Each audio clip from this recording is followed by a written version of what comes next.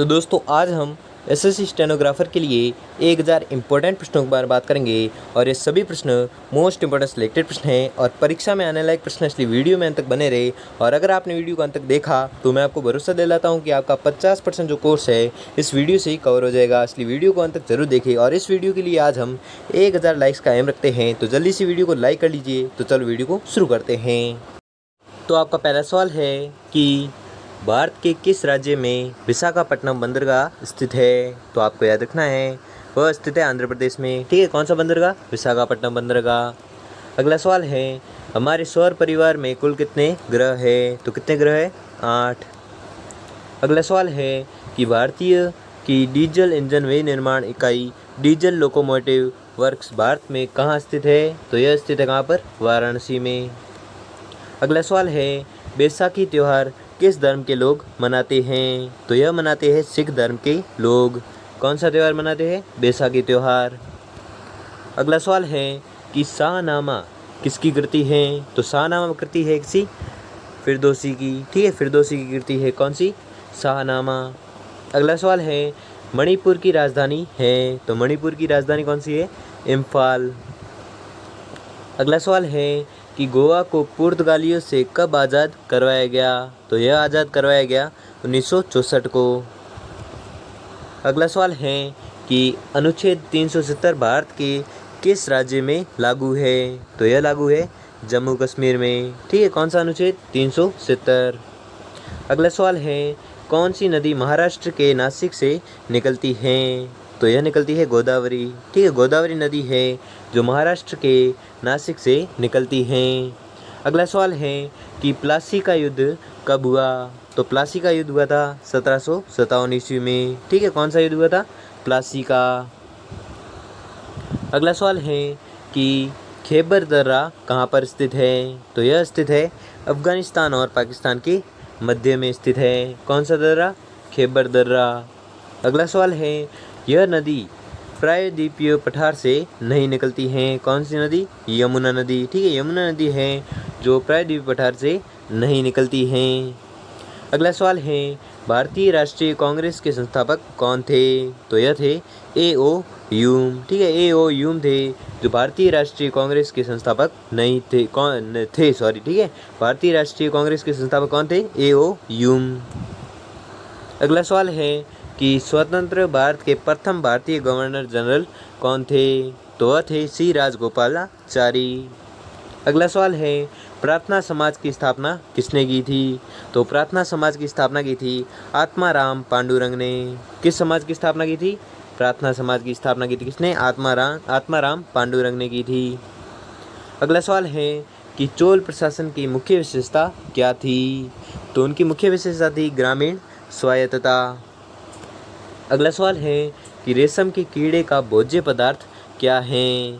तो उसका भोज्य पदार्थ है शहतूत की पत्ती। ठीक है, शहतूत की पत्ती है जो रेशम के कीड़े का भोज्य पदार्थ है। अगला सवाल है कि किस शासक ने ग्रैंड ट्रंक रोड का निर्माण करवाया था? तो यह निर्माण करवाया था शेरशाह सूरी ने। ठीक है, शेरशाह सूरी ने ग्रैंड ट्रंक रोड का निर्माण करवाया था। अगला सवाल है ए मेरे वतन के लोगों देशभक्ति गीत किसने लिखा था? तो यह गीत लिखा था प्रदीप ने। कौन सा गीत लिखा था? ए मेरे वतन के लोगों, और यह देशभक्ति गीत है और ये किसने लिखा था? प्रदीप ने लिखा था। अगला सवाल है वायु का दबाव किसके कारण होता है? तो यह होता है घनत्व के कारण। अगला सवाल है कि वायुमंडलीय दाब मापने का पैमाना है। तो कौन सा पैमाना है? बैरोमीटर। अगला सवाल है यह एक ऐसा शहर है जो गंगा तट के किनारे पर बसा है। कौन सा शहर? तो कन्नौज और कानपुर। ठीक, कन्नौज और कानपुर है जो कन्नौज है जो कानपुर में स्थित है। ठीक है, जो एक ऐसा शहर है जो गंगा तट के किनारे पर बसा हुआ है। ठीक है, तो आपको याद रखना है। अगला सवाल है कि खरीफ की फसल कब काटी जाती है? तो खरीफ की फसल काटी जाती है नवंबर के प्रारंभ में। अगला सवाल है कि हिमानी बर्फ़ का एक बहुत विशाल पिंड है जो कि हिमालय पर्वत की श्रेणी के शीर्ष स्थलों पर छाया रहता है। ठीक है, तो आपको याद रखना है। क्या है प्रश्न? हिमानी बर्फ़ का एक बहुत बड़ा पिंड है, ठीक है, हिमानी बर्फ़ का बहुत बड़ा पिंड है जो कि हिमालय पर्वत की श्रेणी के शीर्ष स्थलों पर छाया रहता है। अगला सवाल है कि पानीपत का प्रथम युद्ध किनके मध्य लड़ा गया था? तो पानीपत का प्रथम युद्ध लड़ा गया था बाबर और इब्राहिम लोदी के मध्य लड़ा गया था। अगला सवाल है कि फिल्म गांधी में गांधी जी की भूमिका निभाने वाले कलाकार कौन थे? तो वह थे बेन किंग्सले, ठीक है, बेन किंग्सले थे जो फिल्म गांधी में गांधी जी की भूमिका निभाने वाले कलाकार थे। अगला सवाल है कि शिक्षक दिवस किस दिन को मनाया जाता है? तो शिक्षक दिवस मनाया जाता है 5 सितंबर को। अगला सवाल है कि जापान पर परमाणु बम किस वर्ष गिराया गया? तो जापान पर परमाणु बम गिराया गया था 1945 में, ठीक, कहाँ पर गिराया गया? जापान में। अगला सवाल है भाखड़ा नागल बांध किस नदी पर स्थित है? तो यह स्थित है सतलज नदी पर, ठीक है, कौन सा बांध स्थित है? भाखड़ा नागल बांध स्थित है। अगला सवाल है कि भारत का राष्ट्रीय पुष्प क्या है? तो भारत का राष्ट्रीय पुष्प है कमल। अगला सवाल है खिलाड़ी धनराज पिल्ले कौन से खेल से संबंधित हैं? तो यह संबंधित है हॉकी खेल से। कौन? खिलाड़ी धनराज पिल्ले किस खेल से संबंधित है? हॉकी खेल से। अगला सवाल है संयुक्त राष्ट्र संघ यूएनओ की सुरक्षा परिषद में कुल कितने स्थायी सदस्य हैं? तो कुल कितने स्थायी सदस्य? 5। अगला सवाल है कि कौन सा सिंधु सभ्यता का स्थान वर्तमान पाकिस्तान में है? तो यह है हड़प्पा, ठीक है, हड़प्पा स्थल है जो वर्तमान में पाकिस्तान में स्थित है। अगला सवाल है अजमेर कौन से सूफी संत से संबंधित है? तो अजमेर है ख्वाजा मोइनुद्दीन चिश्ती से संबंधित है। कौन? अजमेर। अगला सवाल है कि यह एक ऐसा मुगल राजा था जिसने धार्मिक संप्रदाय दीन ए इलाही की स्थापना की थी। तो किसने की थी? अकबर ने, ठीक है, अकबर एक ऐसा मुगल राजा था जिसने धार्मिक संप्रदाय दीन ए इलाही की स्थापना की थी। किसने? अकबर ने। अगला सवाल है कि मानसून हवाएं कौन सी हवाएं होती हैं? तो यह हवाएं होती हैं वर्षा ऋतु की हवाएं। अगला सवाल है कि भारत एक धर्मनिरपेक्ष देश है, इसका क्या तात्पर्य है? तो इसका तात्पर्य है कि भारत का कोई राज्य स्तर पर धर्म नहीं है, ठीक है, भारत का कोई राज्य स्तर पर धर्म नहीं है, यही अर्थ है भारत एक धर्मनिरपेक्ष देश है, ठीक है। अगला सवाल है कि राष्ट्रीय राजमार्ग या नेशनल हाईवे किसे जोड़ते हैं? तो यह जोड़ते हैं व्यापार केंद्रों और राज्यों की राजधानियों को। कौन जोड़ते हैं? राष्ट्रीय राजमार्ग या नेशनल हाईवे। अगला सवाल है कि यह शहर अंगूरों की पैदावार के लिए बहुत प्रसिद्ध है। कौन सा शहर? नासिक, ठीक है, नासिक शहर है जो अंगूरों की पैदावार के लिए बहुत ही ज़्यादा प्रसिद्ध है। अगला सवाल है कि कोयना बांध कहाँ पर स्थित है? तो कोयना बांध स्थित है महाराष्ट्र में, ठीक है, कौन सा बांध? कोयना बांध। अगला सवाल है कि रूस में साइबेरिया दुनिया भर में किस लिए प्रसिद्ध है? तो यह प्रसिद्ध है इसकी अत्यधिक ठंडी जलवायु के लिए, ठीक है, इसकी अत्यधिक ठंडी जलवायु के लिए रूस में साइबेरियन प्रसिद्ध है, साइबेरियन प्रसिद्ध है, ठीक है। अगला सवाल है कि 1857 विद्रोह क्या है? तो यह विद्रोह है ब्रिटिश सेना में भारतीय सेना का विद्रोह। अगला सवाल है कि किस उत्पाद के लिए अलीगढ़ मशहूर है? तो यह मशहूर है ताले बनाने के लिए, ठीक है, ताले बनाने के लिए कौन प्रसिद्ध है या मशहूर है? तो वह है अलीगढ़। अगला सवाल है कि 1857 के विद्रोह में झांसी की रानी लक्ष्मीबाई ने किसके सहयोग से ग्वालियर में विद्रोह किया था? तो यह किया था तात्या तोपे के सहयोग से, ठीक है, तात्या तोपे के सहयोग से ग्वालियर में विद्रोह किया था। किसने? झांसी की रानी ने।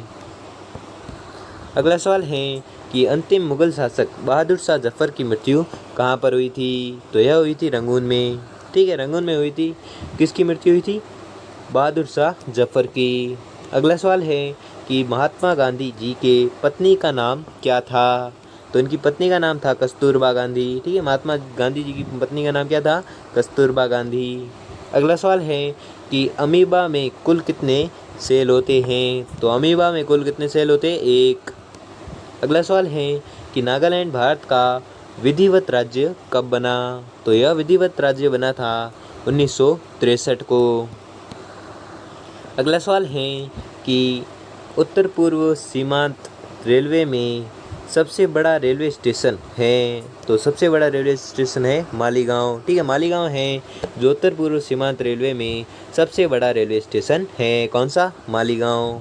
अगला सवाल है कि मुख्यमंत्री की नियुक्ति कौन करता है? तो मुख्यमंत्री की नियुक्ति करता है राज्यपाल। ठीक है, राज्यपाल है जो मुख्यमंत्री की नियुक्ति करता है। अगला सवाल है कि माउंट एवरेस्ट पर चढ़ने वाला वह प्रथम व्यक्ति कौन था? तो माउंट एवरेस्ट पर चढ़ने वाला प्रथम व्यक्ति था तेनजिंग नोर्गे। ठीक है, तेनजिंग नोर्गे था जो माउंट एवरेस्ट पर चढ़ने वाला प्रथम व्यक्ति था।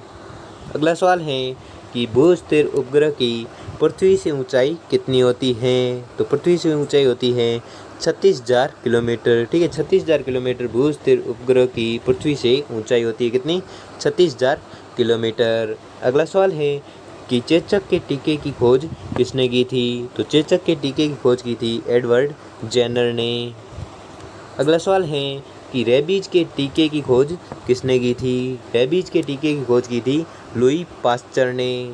अगला सवाल है कि दूध में दही किस जीवाणु के कारण बनता है? तो यह बनता है लैक्टोबैसिलस के कारण। ठीक है, लैक्टोबैसिलस के कारण दूध में दही बनता है।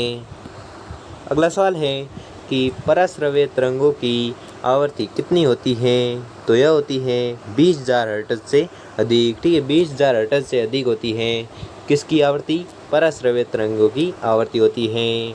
अगला सवाल है कि किस तापमान पर सेल्सियस और फ़ारेनहाइट तापमान बराबर होता है? तो यह होता है 40 डिग्री तापमान पर। अगला सवाल है कि कांसा किसकी मिश्रित धातु होती है? तो कांसा होती है तांबा और टिन की मिश्रित धातु। अगला सवाल है कि दलीप ट्रॉफी का संबंध किस खेल से है? दलीप ट्रॉफी का संबंध है क्रिकेट खेल से। ठीक है, किस ट्रॉफी का संबंध? दलीप ट्रॉफी का संबंध किस खेल से? क्रिकेट खेल से। अगला सवाल है कि एलपीजी का पूर्ण विस्तार क्या होगा? तो एलपीजी का पूर्ण विस्तार होगा लिक्विड पेट्रोलियम गैस। ठीक है, लिक्विड पेट्रोलियम गैस है जो एलपीजी का पूर्ण विस्तार है। अगला सवाल है कि गीता रहस्य पुस्तक किसने लिखी थी? और यह पुस्तक लिखी थी किसने? बाल गंगाधर तिलक ने। ठीक है, बाल गंगाधर तिलक ने कौन सी पुस्तक लिखी? गीता रहस्य। अगला सवाल है कि राज्यसभा के कितने सदस्यों का चुनाव हर 2 वर्ष बाद होता है? तो यह होता है 1/3 सदस्यों का चुनाव। ठीक है, 1/3 सदस्यों का चुनाव है जो हर 2 वर्ष बाद होता है। अगला सवाल है कि अमेरिकी राष्ट्रपति का कार्यकाल कितने वर्ष का होता है? तो यह होता है 4 वर्ष का। ठीक है, अमेरिकी राष्ट्रपति का कार्यकाल कितने वर्ष का होता है? तो आपको याद रखना है यह होता है 4 वर्ष का होता है। अगला सवाल है अयोध्या किस नदी के किनारे स्थित है? तो अयोध्या स्थित है सरयू नदी के किनारे।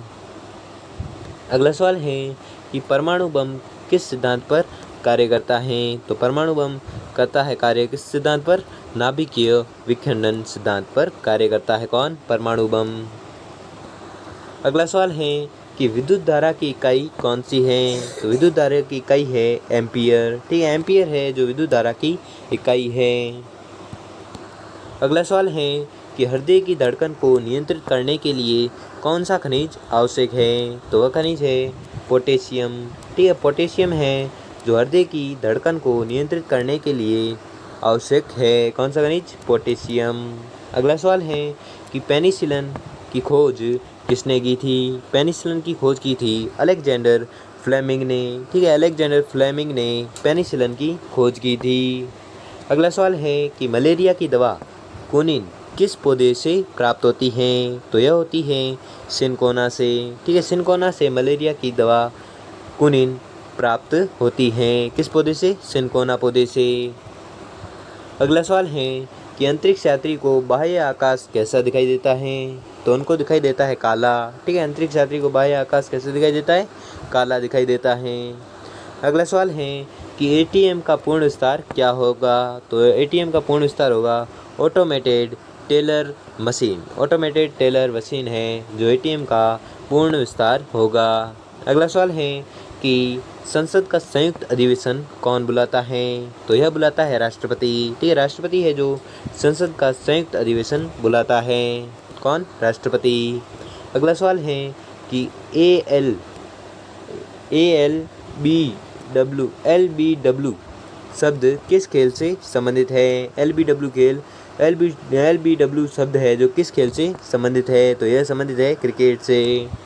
अगला सवाल है कि वायुमंडल की कौन सी परत हमें सूर्य से आने वाली अल्ट्रावायलेट किरणों से बचाती हैं? तो वह परत है ओजोन। ठीक है, ओजोन परत वह परत है जो वायुमंडल की वह परत है, ओजोन परत, जिसमें सूर्य से आने वाली अल्ट्रावायलेट किरणें हैं जो बचाती है। कौन? ओजोन परत बचाती है। ठीक है, ओजोन परत है जो अल्ट्रावायलेट किरणों से हमें बचाती है। कौन सी परत? ओजोन परत। अगला सवाल है कि ख्वाजा मोइनुद्दीन चिश्ती की दरगाह कहाँ पर है? तो इनकी दरगाह है अजमेर में। ठीक है, किनकी दरगाह? ख्वाजा मोइनुद्दीन चिश्ती की।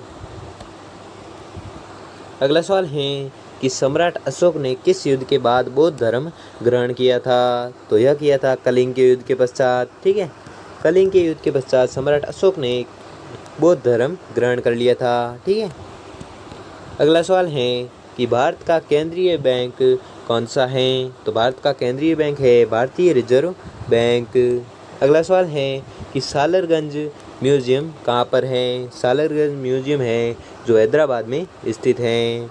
अगला सवाल है कि भारत में सबसे लंबे समय तक मुख्यमंत्री कौन रहा है? तो वह है ज्योति बसु। ठीक है, ज्योति बसु है जो भारत में सबसे लंबे समय तक मुख्यमंत्री रहे हैं या रही है। कौन? ज्योति बसु। और यह पश्चिम बंगाल में रही थी। ठीक है। अगला सवाल है कि संसार की सबसे लंबी नदी कौन सी है? संसार की सबसे लंबी नदी है नील नदी। अगला सवाल है कि भारतीय राष्ट्रीय कांग्रेस का प्रथम मुस्लिम अध्यक्ष कौन था? तो वह था बदरुद्दीन तैयब जी। बदरुद्दीन तैयब जी थे जो भारतीय राष्ट्रीय कांग्रेस का प्रथम मुस्लिम अध्यक्ष था। अगला सवाल है कि भारत के प्रथम गृह मंत्री कौन थे? तो भारत के प्रथम गृह मंत्री थे सरदार वल्लभ भाई पटेल, जो भारत के प्रथम गृह मंत्री थे। अगला सवाल है कि संसार की प्रथम महिला प्रधानमंत्री कौन है? तो संसार की प्रथम महिला प्रधानमंत्री थी श्रीमाओ भंडारनायके। श्रीमाओ भंडारनायके थी जो संसार की प्रथम महिला प्रधानमंत्री थी। अगला सवाल है कि हड़प्पा की सभ्यता किस युग से संबंधित है? तो यह संबंधित है कांस्य युग से। ठीक है, हड़प्पा की सभ्यता है जो किस युग से संबंधित है? तो आपको याद रखना है कांस्य युग से संबंधित है। अगला सवाल है कि रविंद्रनाथ टैगोर ने भारत के राष्ट्रीय गान के अलावा किस एक और देश का राष्ट्रीय गान लिखा? तो यह लिखा था बांग्लादेश का। ठीक है, रविंद्रनाथ टैगोर ने भारत के राष्ट्रीय गान के अलावा बांग्लादेश का भी राष्ट्रगान लिखा था। अगला सवाल है कि हीटर के तार किस चीज़ के बने होते हैं? हीटर के तार बने होते हैं नाइक्रोम के। ठीक है, हीटर के तार किस चीज़ के बने होते हैं? तो आपको याद रखना है यह बने होते हैं नाइक्रोम के। अगला सवाल है कि लोहे पर जंग लगने से उसका भार क्या होता है? बढ़ता है। ठीक है, उसका भार बढ़ जाता है। कब? लोहे पर जंग लगने से। अगला सवाल है कि विश्व का सबसे बड़ा नदीय द्वीप माजुली असम के किस जिले में स्थित है? तो यह स्थित है पातालपुरी में। ठीक है, पातालपुरी में स्थित है कौन सा द्वीप? माजुली द्वीप। और यह विश्व का सबसे बड़ा जलीय द्वीप या नदीय द्वीप कह सकते हो। और यह असम में है। और असम में किस जिले में स्थित है? पातालपुरी में। अगला सवाल है कि ध्वनि की चाल अधिकतम किस में होती है? ध्वनि की चाल अधिकतम होती है स्टील में। ठीक है। अगला सवाल है कि दीन ए इलाही धर्म किस मुगल शासक ने चलाया था? अभी मैंने पूछा था किस शासक ने चलाया था? अकबर ने। अगला सवाल है उगते और डूबते समय सूर्य लाल प्रतीत क्यों होता है? क्योंकि लाल रंग का प्रकीर्णन सबसे कम होता है। ठीक है, उगते और डूबते समय सूर्य लाल प्रतीत क्यों होता है? ठीक है, लाल प्रतीत क्यों होता है? क्योंकि लाल रंग का प्रकीर्णन है जो सबसे कम होता है। अगला सवाल है कि इंद्रधनुष में कितने रंग होते हैं? तो इंद्रधनुष में होते हैं 7 रंग। अगला सवाल है कि संसार का सबसे बड़ा फूल कौन सा है? संसार का सबसे बड़ा फूल है जो रफलेसिया फूल है। रफलेसिया फूल है जो संसार का सबसे बड़ा फूल माना जाता है। अगला सवाल है कि सबसे बड़ा जीवित पक्षी कौन सा है? सबसे बड़ा जीवित पक्षी है शुतुरमुर्ग। ठीक है, शुतुरमुर्ग है जो संसार का सबसे बड़ा जीवित पक्षी है। अगला सवाल है कि संसार में सबसे छोटा पक्षी कौन सा है? संसार का सबसे छोटा पक्षी है हमिंग बर्ड। अगला सवाल है कि मनुष्य ने सबसे पहले किस जंतु को पालतू बनाया? तो मनुष्य ने सबसे पहले पालतू बनाया था कुत्ते को। ठीक है, कुत्ते जंतु को सबसे पहले पालतू बनाया था किसने? मनुष्य ने। अगला सवाल है कि किसे भविष्य की धातु कहा जाता है? तो टाइटेनियम। ठीक है, टाइटेनियम को भविष्य की धातु भी कहा जाता है। किसे? टाइटेनियम को। अगला सवाल है कि कौन सा तत्व स्वतंत्र अवस्था में पाया जाता है? तो वह तत्व है सल्फर। ठीक है, सल्फर तत्व है जो स्वतंत्र अवस्था में पाया जाता है। अगला सवाल है कि दिल्ली की सुल्तान रजिया सुल्तान किसकी पुत्री थी? तो यह पुत्री थी शम्स-उद-दीन इल्तुतमिश की पुत्री थी। कौन? रजिया सुल्तान। अगला सवाल है कि मंदिरों की पुण्य भूमि भारत के किस राज्य को कहा जाता है? तो मंदिरों की पुण्य भूमि कहा जाता है तमिलनाडु राज्य को। ठीक है, तमिलनाडु राज्य को मंदिरों की पुण्य भूमि कहा जाता है। अगला सवाल है कि पूर्वोत्तर सीमांत रेलवे का मुख्यालय कहाँ पर है? पूर्वोत्तर सीमांत रेलवे का मुख्यालय कहाँ पर स्थित है? तो यह मुख्यालय है मालीगांव में। अगला सवाल है कि भारत के किस राज्य में दार्जिलिंग स्थित है? तो यह स्थित है पश्चिम बंगाल में। ठीक है, भारत के इस राज्य में दार्जिलिंग स्थित है, तो आपको याद रखना है यह स्थित है पश्चिम बंगाल में। अगला सवाल है कि तेलुगु किस राज्य की राजभाषा है? तो तेलुगु राजभाषा है आंध्र प्रदेश की। ठीक है, आंध्र प्रदेश की राजभाषा कौन सी? तेलुगु। अगला सवाल है कि हॉकी खेल में प्रत्येक टीम में कितने खिलाड़ी होते हैं? तो यह होते हैं 11-11। ठीक है, 11-11 खिलाड़ी होती है किस खेल में? हॉकी खेल में। अगला सवाल है कि बांग्लादेश की मुद्रा है? तो बांग्लादेश की मुद्रा क्या है? टका। अगला सवाल है कि नील नदी के किनारे कौन सी सभ्यता का विकास हुआ है? तो नील नदी के किनारे विकास हुआ है मिस्र सभ्यता का। अगला सवाल है कि किस स्थान पर महात्मा बुद्ध ने ज्ञान प्राप्त किया था? तो यह किया था गया स्थान पर। ठीक है, गया स्थान पर महात्मा बुद्ध ने ज्ञान की प्राप्ति की थी। अगला सवाल है कि प्रसिद्ध नाटक शकुंतला किसने लिखी थी? तो यह लिखी थी महाकवि कालिदास ने। ठीक है, महाकवि कालिदास ने प्रसिद्ध नाटक शकुंतला की रचना की थी। किसने? महाकवि कालिदास ने। अगला सवाल है कि ज्वार सबसे ऊंचा कब होता है? तो ज्वार सबसे ऊंचा होता है जब सूर्य और चंद्रमा पृथ्वी के एक ही ओर होते हैं, जब ज्वार सबसे ऊंचा होता है। अगला सवाल है कि कौन सा राज्य भारत के वृहद प्रायद्वीपीय पठार का भाग नहीं है? तो वह भाग है मध्य प्रदेश। ठीक है, मध्य प्रदेश है जो भारत के वृहद प्रायद्वीपीय पठार का भाग नहीं है। अगला सवाल है कि कौन सी कायांतरिक सेल है? तो वह है संगमरमर। ठीक है, संगमरमर है जो कायांतरिक सेल है। अगला सवाल है कि सार्क का पूर्ण रूप है? तो सार्क का पूर्ण रूप है south Asian association for regional cooperation. ठीक है, ये जो सार्क का पूर्ण रूप है। अगला सवाल है कि भारत आने वाले सागरीय मार्ग की खोज किसने की थी? तो यह की थी वास्को डी गामा ने। ठीक है, वास्को डी गामा ने भारत आने वाले सागरीय मार्ग की खोज की थी। किसने? वास्को डी गामा ने। अगला सवाल है कि स्वेज नहर के खुलने से किन दो प्रायद्वीपों के बीच का मार्ग छोटा हो जाता है? तो यह हो जाता है यूरोप से एशिया और पूर्वी अफ्रीका का मार्ग छोटा हो जाता है। किस नहर के खुलने से? तो स्वेज नहर के खुलने से। ठीक है, स्वेज नहर के खुलने से यूरोप से एशिया और पूर्वी अफ्रीका दोनों महाद्वीपों के बीच का मार्ग छोटा हो जाता है। अगला सवाल है कि प्रथम विश्व युद्ध कब लड़ा गया? तो प्रथम विश्व युद्ध लड़ा गया था 1914 से 1918 के मध्य। कौन सा युद्ध? प्रथम विश्व युद्ध लड़ा गया। अगला सवाल है कि किसके शासनकाल के दौरान मराठा सत्ता सर्वोच्च शिखर और सत्ता पर थी? तो वह शासनकाल था बालाजी बाजीराव के दौरान। ठीक है, बालाजी बाजीराव के शासनकाल के दौरान मराठा सत्ता सर्वोच्च शिखर और सत्ता पर थी। ठीक है, अगला सवाल है कि सत्यशोधक समाज की स्थापना किसने की थी? सत्यशोधक समाज की स्थापना की थी महात्मा फुले ने, ठीक है, महात्मा फुले ने सत्यशोधक समाज की स्थापना की थी। अगला सवाल है कि भारत के राष्ट्रगान जन गण मन के रचयिता थे, तो कौन थे?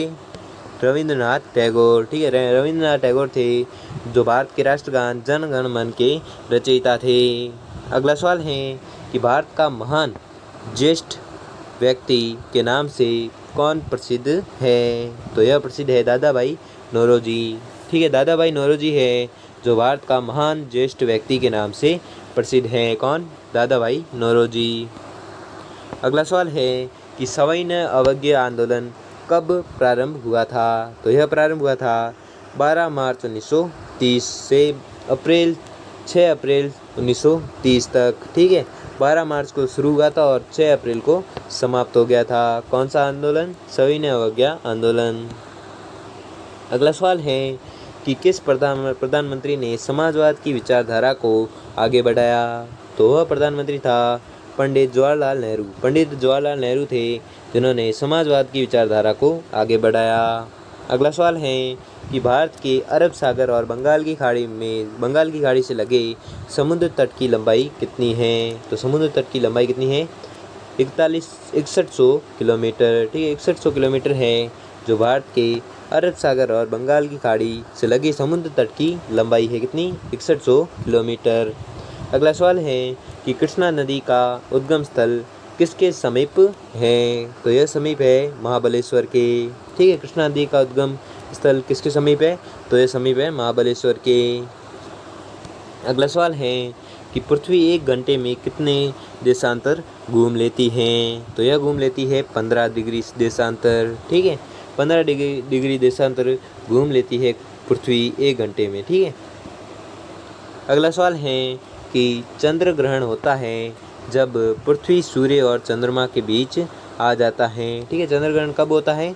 जब पृथ्वी सूर्य और चंद्रमा के बीच आ जाता है। अगला सवाल है कि ब्रिटिश शासन द्वारा किन स्थानों के बीच प्रथम रेलवे लाइन शुरू की गई थी? तो यह की गई थी मुंबई से ठाणे के बीच, ठीक है, मुंबई से ठाणे के बीच ब्रिटिश शासन द्वारा प्रथम रेलवे लाइन शुरू की गई थी। कहाँ से? मुंबई से ठाणे के बीच। अगला सवाल है कि भारत का राष्ट्रीय पशु है, तो भारत का राष्ट्रीय पशु कौन सा है? बाघ।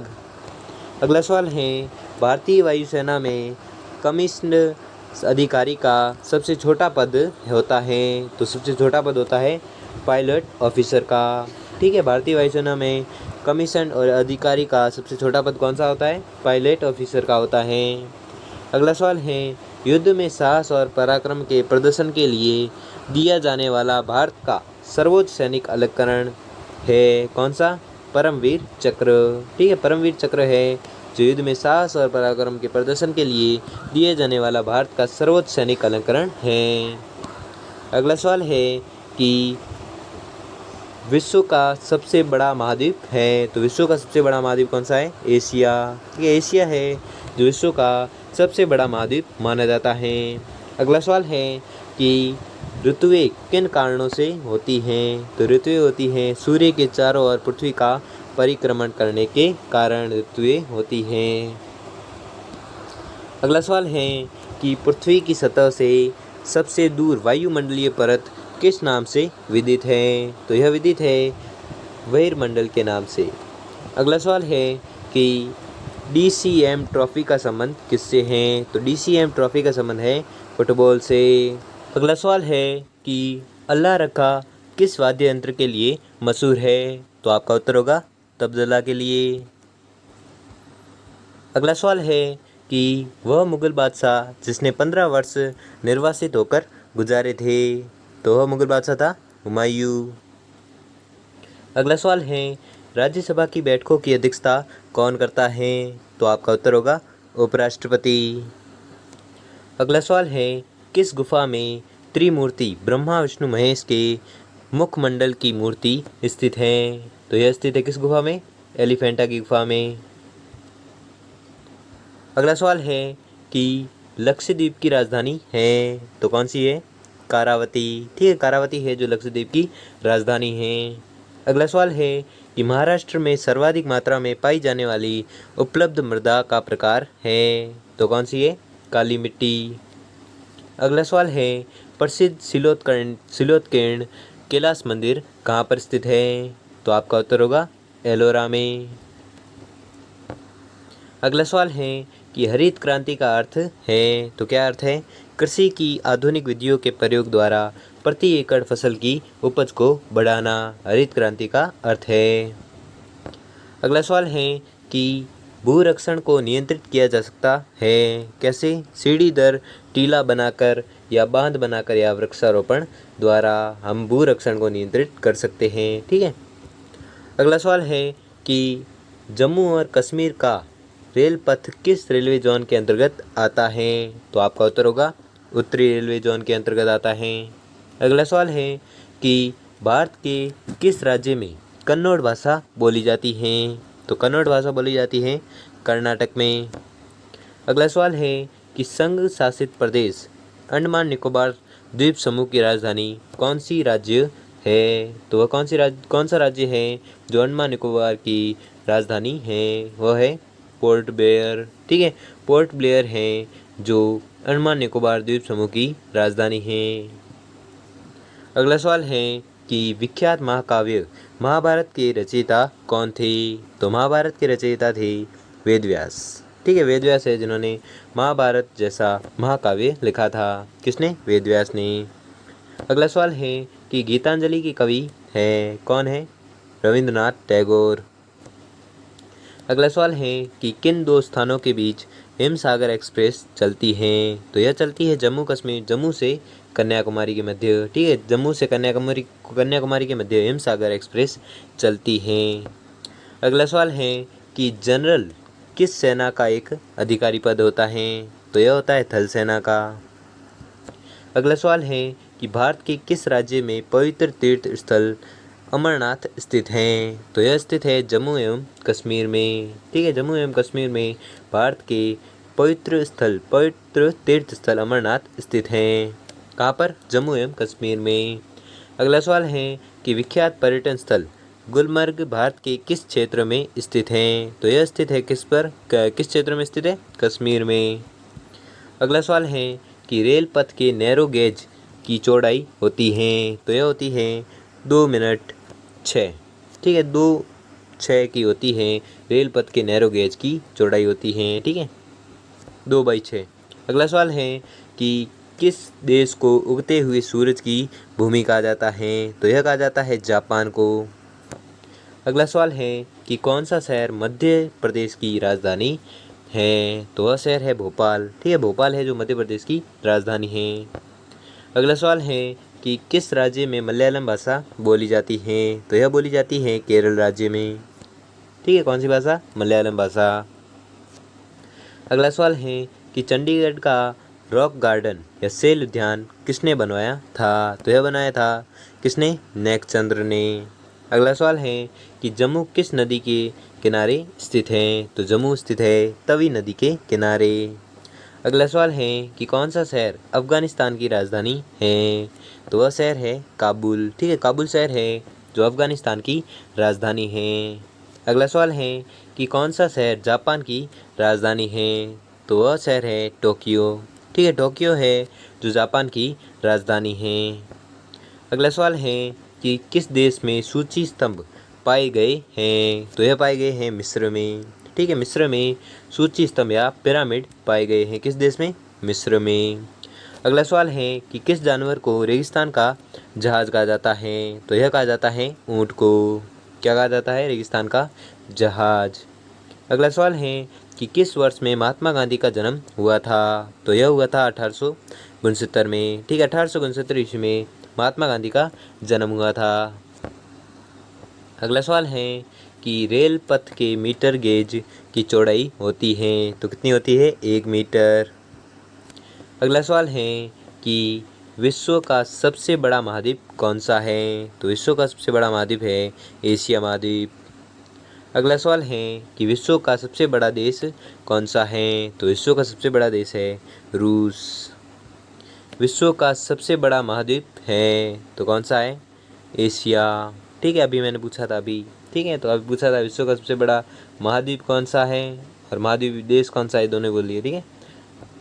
अगला सवाल है कि विश्व का सबसे लंबा पशु है, तो विश्व का सबसे लंबा पशु है जिराफ।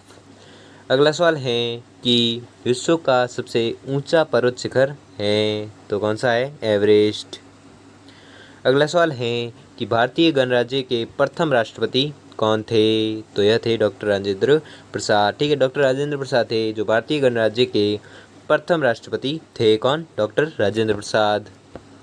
अगला सवाल है कि माउंट एवरेस्ट पर चढ़ने वाला प्रथम व्यक्ति कौन था, तो वह था तेंजिंग नोर्गे।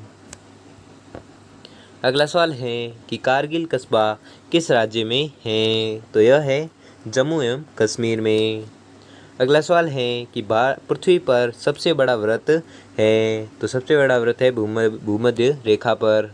अगला सवाल है कि किस भारतीय नेता को भारत का लौह पुरुष के नाम से जाना जाता है, तो यह जाना जाता है सरदार वल्लभ भाई पटेल को। अगला सवाल है कि कन्याकुमारी में रॉक मेमोरियल को किसकी स्मृति में समर्पित किया गया, तो यह किया गया है स्वामी विवेकानंद की स्मृति में। अगला सवाल है कि माओ से तुंग संबंधित है, तो किससे संबंधित है, चीन से। अगला सवाल है कि जलियांवाला बाग किस शहर में स्थित है, तो यह स्थित है अमृतसर में। ठीक है, अमृतसर में स्थित है क्या, जलियांवाला बाग। ठीक है, किस शहर में स्थित है, अमृतसर में। अगला सवाल है कि भारत का राष्ट्रीय पक्षी है, तो कौन सा है, मोर। अगला सवाल है कि जय जवान जय किसान का नारा किसने दिया था, तो यह दिया था लाल बहादुर शास्त्री ने। अगला सवाल है कि प्रसिद्ध उद्धरण सरकार जनता की जनता द्वारा जनता के लिए, यह किसने दिया था नारा, यह प्रसिद्ध उद्धरण किसने दिया था, तो यह दिया था अब्राहम लिंकन ने। अब्राहम लिंकन ने कहा था कि सरकार जनता की जनता द्वारा जनता के लिए है, जनता के लिए, और यह उद्धरण दिया था अब्राहम लिंकन ने। अगला सवाल है कि बोध गया किस धर्म से संबंधित हैं, तो यह संबंधित है बौद्ध धर्म से। अगला सवाल है कि सिख धर्म के संस्थापक कौन थे, तो सिख धर्म के संस्थापक थे गुरु नानक देव। अगला सवाल है कि भारत की सबसे पहली रेलगाड़ी है जो कब चलाई गई थी, तो यह चलाई गई थी 16 अप्रैल 1853 को। ठीक है, 16 अप्रैल 1853 को भारत में सबसे पहली रेलगाड़ी चलाई गई थी। अगला सवाल है कि भारत में सबसे लंबी सड़क है, तो भारत की सबसे लंबी सड़क है जीटी रोड। अगला सवाल है कि भारत सर्वाधिक शिक्षित राज्य है, भारत का सर्वाधिक शिक्षित राज्य है कौन सा, केरल। अगला सवाल है कि चाची जी के नाम से जाने जाते थे, तो कौन जाने, सॉरी चाची नहीं, चाचा जी के नाम से कौन जाने जाते थे, तो यह जाने जाते थे पंडित जवाहरलाल नेहरू। ठीक है, पंडित जवाहरलाल नेहरू है जो चाचा जी के नाम से जाने जाते थे। अगला सवाल है कि भारत का कौन सा शहर गुलाबी नगरी के नाम से जाना जाता है, तो यह जाना जाता है जयपुर शहर। अगला सवाल है कि इंकलाब जिंदाबाद का नारा सर्वप्रथम किसने दिया था, तो यह दिया था सरदार भगत सिंह ने। ठीक है, सरदार भगत सिंह ने इंकलाब जिंदाबाद का नारा सर्वप्रथम दिया था। अगला सवाल है कि भारत का सर्वोच्च पुरस्कार है, तो भारत का सर्वोच्च पुरस्कार है भारत रत्न। अगला सवाल है कि भारत के संविधान को बनाने के लिए गठित संविधान सभा के अध्यक्ष थे, तो कौन थे, डॉक्टर राजेंद्र प्रसाद। अगला सवाल है कि भारतीय फिल्म अभिनेता शत्रुघ्न सिन्हा किस राज्य से संबंधित है, तो यह संबंधित है बिहार राज्य से। अगला सवाल है कि किस स्थान पर तेल रिफाइनरी कारखाना है, तो यह है बरौनी में। ठीक है, बरौनी में तेल रिफाइनरी कारखाना स्थित है। अगला सवाल है कि किसके नेतृत्व में 1776 में अमेरिका को स्वतंत्रता प्राप्त हुई थी, तो यह हुई थी जॉर्ज वाशिंगटन के नेतृत्व में। ठीक है, जॉर्ज वाशिंगटन के नेतृत्व में 1776 ईस्वी में अमेरिका को स्वतंत्रता प्राप्त हुई थी।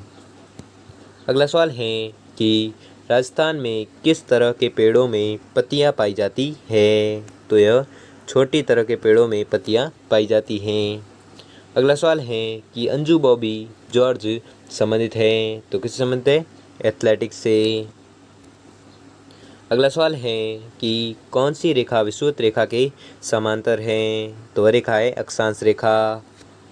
अगला सवाल है कि किस स्थान पर सिंधु घाटी सभ्यता का बंदरगाह स्थित है? तो वह स्थित है लोथल में। ठीक है, लोथल स्थान पर सिंधु घाटी सभ्यता का बंदरगाह स्थित है। अगला सवाल है कि पूर्वोत्तर राज्य में सबसे बड़ा राज्य कौन सा है? तो सबसे बड़ा राज्य है अरुणाचल प्रदेश। ठीक है, पूर्वोत्तर राज्य में सबसे बड़ा राज्य है जो कौन सा है? अरुणाचल प्रदेश है।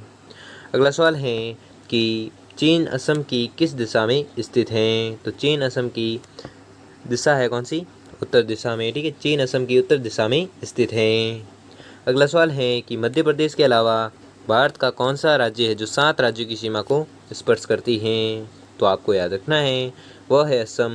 ठीक है, असम राज्य है जो भारत का वह राज्य है जो 7 राज्यों की सीमा को स्पर्श करता है। अगला सवाल है कि कंचनजंगा पर्वत शिखर भारत में कहाँ पर स्थित है? तो यह स्थित है सिक्किम में। ठीक है, सिक्किम में स्थित है क्या? कंचनजंगा पर्वत शिखर।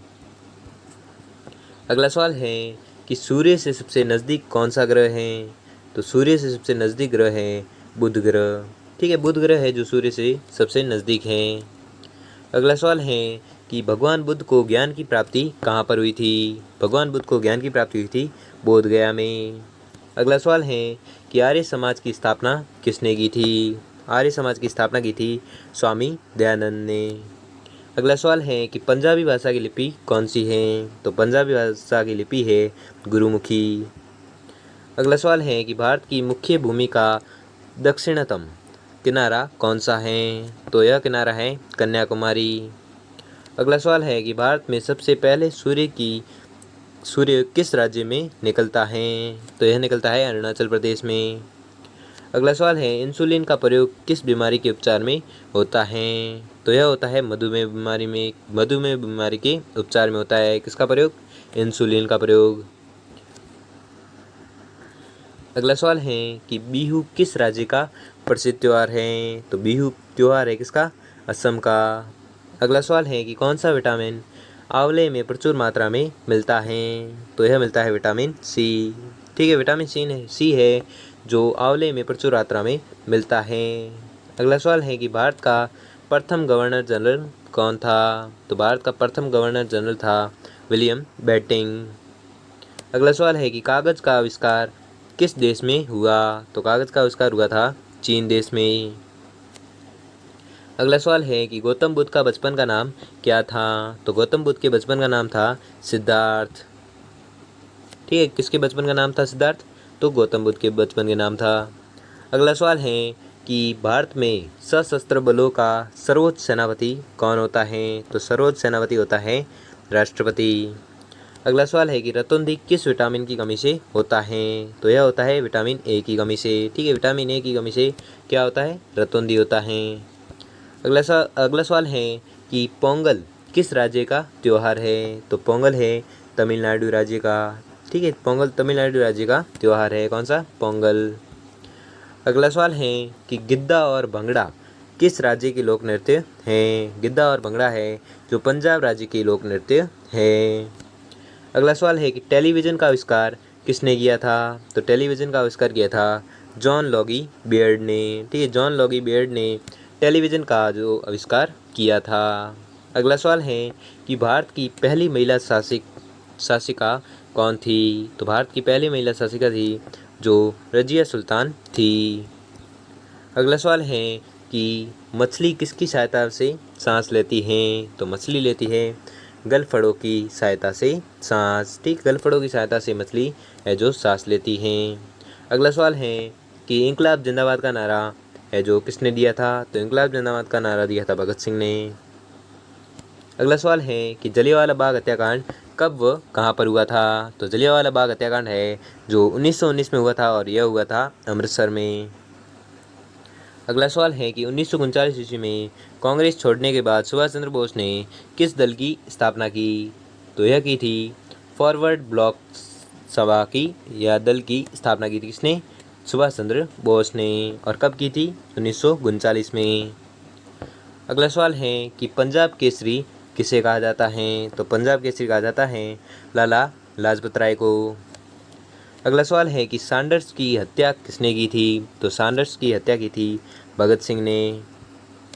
अगला सवाल है कि 1857 के विद्रोह में किसने अपना बलिदान सबसे पहले दिया था? तो सबसे पहले बलिदान दिया था मंगल पांडे ने। ठीक है, मंगल पांडे ने 1857 ईस्वी के विद्रोह में अपना बलिदान सबसे पहले दिया था। अगला सवाल है कि भारत की पहली महिला राज्यपाल कौन थी? तो भारत की पहली महिला राज्यपाल थी सरोजनी नायडू। अगला सवाल है कि माउंट एवरेस्ट पर 2 बार चढ़ने वाली पहली महिला कौन थी? तो वो 2 बार चढ़ने वाली पहली महिला थी जो संतोष यादव थी। अगला सवाल है कि ब्रह्म समाज की स्थापना किसके द्वारा की गई? ब्रह्म समाज की स्थापना की गई थी राजा राम मोहन राय के द्वारा। ठीक है, राजा राम मोहन राय के द्वारा ब्रह्म समाज की स्थापना की गई थी। अगला सवाल है कि स्वामी दयानंद सरस्वती का मूल नाम क्या था? स्वामी दयानंद सरस्वती का मूल नाम था मूलशंकर। ठीक है, मूलशंकर नाम है जो स्वामी दयानंद सरस्वती का मूल नाम था। अगला सवाल है कि वेदों की ओर लौटो का नारा किसने दिया था? वेदों की ओर लौटो का नारा दिया था स्वामी दयानंद सरस्वती ने। ठीक है, स्वामी दयानंद सरस्वती ने वेदों की ओर लौटो का नारा दिया था। अगला सवाल है कि रामकृष्ण मिशन की स्थापना किसने की थी? तो रामकृष्ण मिशन की स्थापना की थी स्वामी विवेकानंद ने की थी। अगला सवाल है कि वास्को डी गामा भारत कब आया था? तो वास्को डी गामा है जो भारत आया था 1498 ईस्वी में। ठीक है, 1498 ईस्वी में वास्को डी गामा है जो भारत आया था। वास्को डी गामा कहाँ का रहने वाला था? तो वास्को डी गामा रहने वाला था पुर्तगाल का। ठीक है, पुर्तगाल का रहने वाला था कौन? Vasco D gamma. अगला सवाल है कि हवा महल कहाँ पर स्थित है? हवा महल स्थित है जयपुर जिले में। अगला सवाल है कि सिख धर्म का संस्थापक किस सिख गुरु को माना जाता है? तो यह माना जाता है गुरु नानक को। ठीक है, अगला सवाल है कि सिखों का प्रमुख त्यौहार कौन सा है? तो प्रमुख त्यौहार है बैसाखी। ठीक है, बैसाखी त्यौहार है जो सिखों का प्रमुख त्यौहार माना जाता है। अगला सवाल है कि लौह पुरुष किस महापुरुष को कहा जाता है? तो लौह पुरुष कहा जाता है सरदार वल्लभ भाई पटेल को। अगला सवाल है कि नेताजी किस महापुरुष को कहा जाता है? तो नेताजी कहा जाता है सुभाष चंद्र बोस को। ठीक है, सुभाष चंद्र बोस को नेताजी के नाम से भी जाना जाता है। अगला सवाल है कि दिल्ली स्थित लाल बहादुर शास्त्री की समाधि का क्या नाम है? तो लाल बहादुर शास्त्री की समाधि का नाम है विजय घाट। ठीक है, विजय घाट है जो दिल्ली में स्थित है और यह है समाधि है जो लाल बहादुर शास्त्री की है। ठीक है, किस नाम से जानी जाती है समाधि? विजय घाट के नाम से जानी जाती है। अगला सवाल है कि महाभारत के रचयिता कौन थे? तो महाभारत के रचयिता थे महर्षि वेदव्यास। अगला सवाल है कि अर्थशास्त्र नामक पुस्तक किसने लिखी थी? अर्थशास्त्र नामक पुस्तक है तो लिखी थी चाणक्य ने। चाणक्य या कौटिल्य। ठीक है, एक ही नाम है। अगला सवाल है कि जय जवान जय किसान का नारा किसने दिया था? तो जय जवान जय किसान का नारा दिया था लाल बहादुर शास्त्री ने दिया था। अगला सवाल है कि संविधान सभा का स्थायी अध्यक्ष कौन था? तो संविधान सभा का स्थायी अध्यक्ष था डॉक्टर राजेंद्र प्रसाद। अगला सवाल है कि संविधान सभा की प्रारूप समिति के अध्यक्ष कौन थे? संविधान सभा के प्रारूप समिति के अध्यक्ष थे डॉक्टर भीमराव अंबेडकर। अगला सवाल है कि विश्व रेड क्रॉस दिवस किस तारीख को मनाया जाता है? विश्व रेड क्रॉस दिवस है जो किस तारीख को मनाया जाता है? तो यह मनाया जाता है 8 मई को। अगला सवाल है कि सूर्यदेव का देश के नाम से कौन सा देश प्रसिद्ध है? तो यह प्रसिद्ध है जापान। ठीक है, जापान देश है जो सूर्यदेव का देश के नाम से प्रसिद्ध है। अगला सवाल है कि अंतर्राष्ट्रीय महिला दिवस किस तिथि को मनाया जाता है? तो यह मनाया जाता है 8 मार्च को। अगला सवाल है कि क्षेत्रफल की दृष्टि से भारत में सबसे छोटा राज्य कौन सा है? तो भारत में सबसे छोटा राज्य है गोवा। और किसकी दृष्टि से? क्षेत्रफल की दृष्टि से। अगला सवाल है कि ओणम किस राज्य का प्रसिद्ध त्यौहार है? तो ओणम त्यौहार है केरल राज्य का। ठीक है, केरल राज्य का प्रसिद्ध त्यौहार कौन सा है? ओणम। अगला सवाल है कि दिल्ली भारत की राजधानी कब बनी? तो दिल्ली भारत की राजधानी बनी थी 1911 को। ठीक है, 1911 को दिल्ली है जो भारत की राजधानी बनी थी। अगला सवाल है कि सबसे चमकीला ग्रह कौन सा है? तो सबसे चमकीला ग्रह है शुक्र ग्रह। अगला सवाल है कि भारत का राष्ट्रीय पशु कौन सा है? तो भारत का राष्ट्रीय पशु है बाघ। अगला सवाल है कि भारत का राष्ट्रीय पक्षी कौन सा है? तो भारत का राष्ट्रीय पक्षी है मोर। अगला सवाल है कि भारत का राष्ट्रीय जलीय जीव कौन सा है? भारत का राष्ट्रीय जलीय जीव है गंगा डॉल्फिन। अगला सवाल है कि भारत का राष्ट्रीय फल कौन सा है? तो भारत का राष्ट्रीय फल है आम। अगला सवाल है कि भारत का राष्ट्रीय फूल कौन सा है? तो भारत का राष्ट्रीय फूल है कमल। अगला सवाल है कि भारत का राष्ट्रीय पेड़ कौन सा है? तो भारत का राष्ट्रीय पेड़ है बरगद। ठीक है, बरगद है जो भारत का राष्ट्रीय पेड़ है। अगला सवाल है कि भारत का राष्ट्रीय खेल कौन सा है? तो भारत का राष्ट्रीय खेल है हॉकी। अगला सवाल है कि भारत के राष्ट्रीय झंडे की लंबाई और चौड़ाई में अनुपात कितना होता है? तो इसका अनुपात होता है 3:2। ठीक है, 3:2 होता है भारत के राष्ट्रीय झंडे की लंबाई और चौड़ाई में। अनुपात होता है कितना? 3:2। अगला सवाल है कि भारत का राष्ट्रगान किसने लिखा? तो भारत का राष्ट्रगान लिखा था रविन्द्रनाथ टैगोर ने। और रविन्द्रनाथ टैगोर ने बंगाल का भी राष्ट्रगान लिखा था, तो आपको याद रखना है। ठीक है, अगला सवाल है कि भारत का राष्ट्रीय गीत कौन सा है? तो भारत का राष्ट्रीय गीत है वंदे मातरम। अगला सवाल है कि भारत का राष्ट्रीय गीत किसने लिखा था? तो भारत का राष्ट्रीय गीत लिखा था बंकिम चंद्र चटर्जी ने। अगला सवाल है कि महात्मा गांधी को राष्ट्रपिता सबसे पहले किसने कहा था? तो महात्मा गांधी को राष्ट्रपिता है जो सबसे पहले कहा था नेताजी सुभाष चंद्र बोस ने कहा था। अगला सवाल है कि हमारा राष्ट्रीय पंचांग कौन सा है? तो हमारा राष्ट्रीय पंचांग है शक संवत। ठीक है, शक संवत है जो भारत का हमारा राष्ट्रीय पंचांग है। अगला सवाल है कि राष्ट्रगान गाने की अवधि कितनी है? तो राष्ट्रगान गाने की अवधि है 52 सेकंड। अगला सवाल है कि रेडियो एक्टिविता की खोज किसने की थी? तो रेडियो एक्टिविता की खोज की थी हेनरी बेकरल ने। अगला सवाल है कि पेस मेकर का संबंध शरीर के किस अंग से है? तो पेस मेकर का संबंध है हृदय से। अगला सवाल है कि मानव शरीर की किस ग्रंथि को मास्टर ग्रंथि कहा जाता है? मानव शरीर की किस ग्रंथि को मास्टर ग्रंथि कहा जाता है? तो वह ग्रंथि है पीयूष ग्रंथि। ठीक है, पीयूष ग्रंथि को मानव शरीर की मास्टर ग्रंथि भी कहा जाता है। अगला सवाल है कि कार्बन का सर्वाधिक शुद्ध रूप कौन सा है? तो कार्बन का सर्वाधिक शुद्ध रूप है हीरा। ठीक है, हीरा है जो कार्बन का सर्वाधिक शुद्ध रूप माना जाता है। अगला सवाल है कि एक्सरे का आविष्कार किसने किया था? तो एक्सरे का आविष्कार किया था रॉन्टजन ने। ठीक है, रॉन्टजन ने एक्सरे का आविष्कार किया था।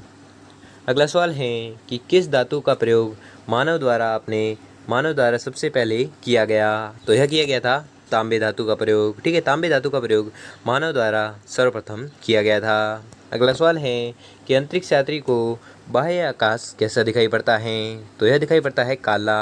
ठीक है, काला दिखाई पड़ता है किसको? अंतरिक्ष यात्री को। अगला सवाल है कि दूरबीन का आविष्कार है जो किसने किया था? तो दूरबीन का आविष्कार किया था गैलीलियो ने। ठीक है, गैलीलियो ने दूरबीन का आविष्कार किया था। अगला सवाल है कि दिल्ली स्थित महात्मा गांधी की समाधि का नाम क्या है? तो महात्मा गांधी की समाधि का नाम है राजघाट। ठीक है, राजघाट है जो महात्मा गांधी की समाधि का नाम है, और यह कहाँ पर स्थित है? तो दिल्ली में स्थित है। अगला सवाल है कि भारत में पहली रेल कहाँ से कहाँ तक चलाई गई थी? तो पहली रेल चलाई गई थी बम्बई से थाने तक चलाई गई थी। ठीक, तो बम्बई से थाने तक पहली रेल चलाई गई थी भारत में। अगला सवाल है कि भारत में पहली बार मेट्रो रेल सेवा किस नगर में आरंभ की गई? तो यह की गई थी कोलकाता में। ठीक है, भारत में पहली बार मेट्रो रेल सेवा है जो कोलकाता में आरंभ की गई थी।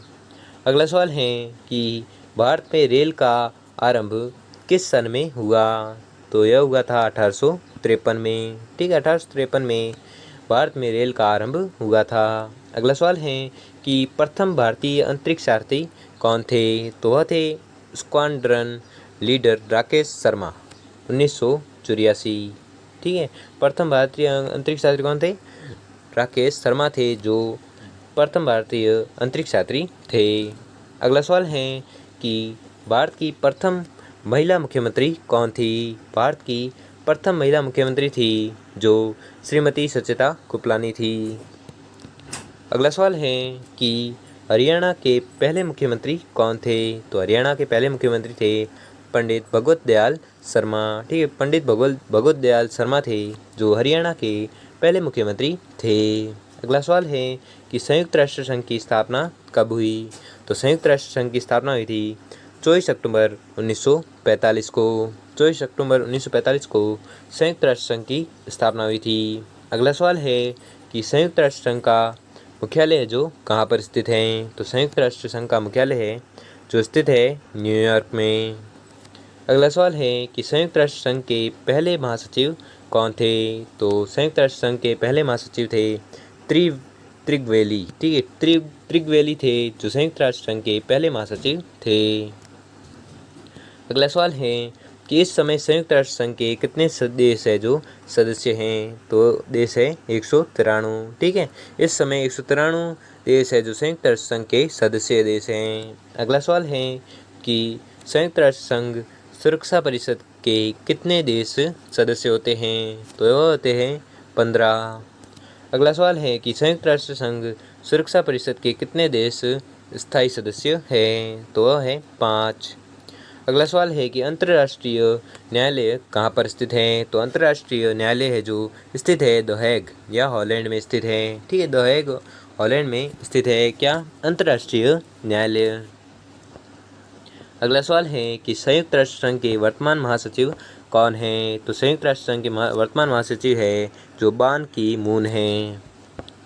अगला सवाल है कि संयुक्त राष्ट्र महासभा में हिंदी में भाषण देने वाले भारतीय कौन थे? तो हिंदी में भाषण देने वाले भारतीय थे अटल बिहारी वाजपेयी। अगला सवाल है कि संयुक्त राष्ट्र संघ सुरक्षा परिषद के अस्थायी सदस्य कितने वर्ष के लिए चुने जाते हैं? तो यह चुने जाते हैं 2 वर्ष के लिए। अगला सवाल है कि संयुक्त राष्ट्र संघ का 193वां सदस्य कौन सा देश बना? तो यह बना है दक्षिण सूडान। ठीक है, दक्षिण सूडान है जो संयुक्त राष्ट्र संघ का 193वां सदस्य देश बना है। कौन? दक्षिण सूडान।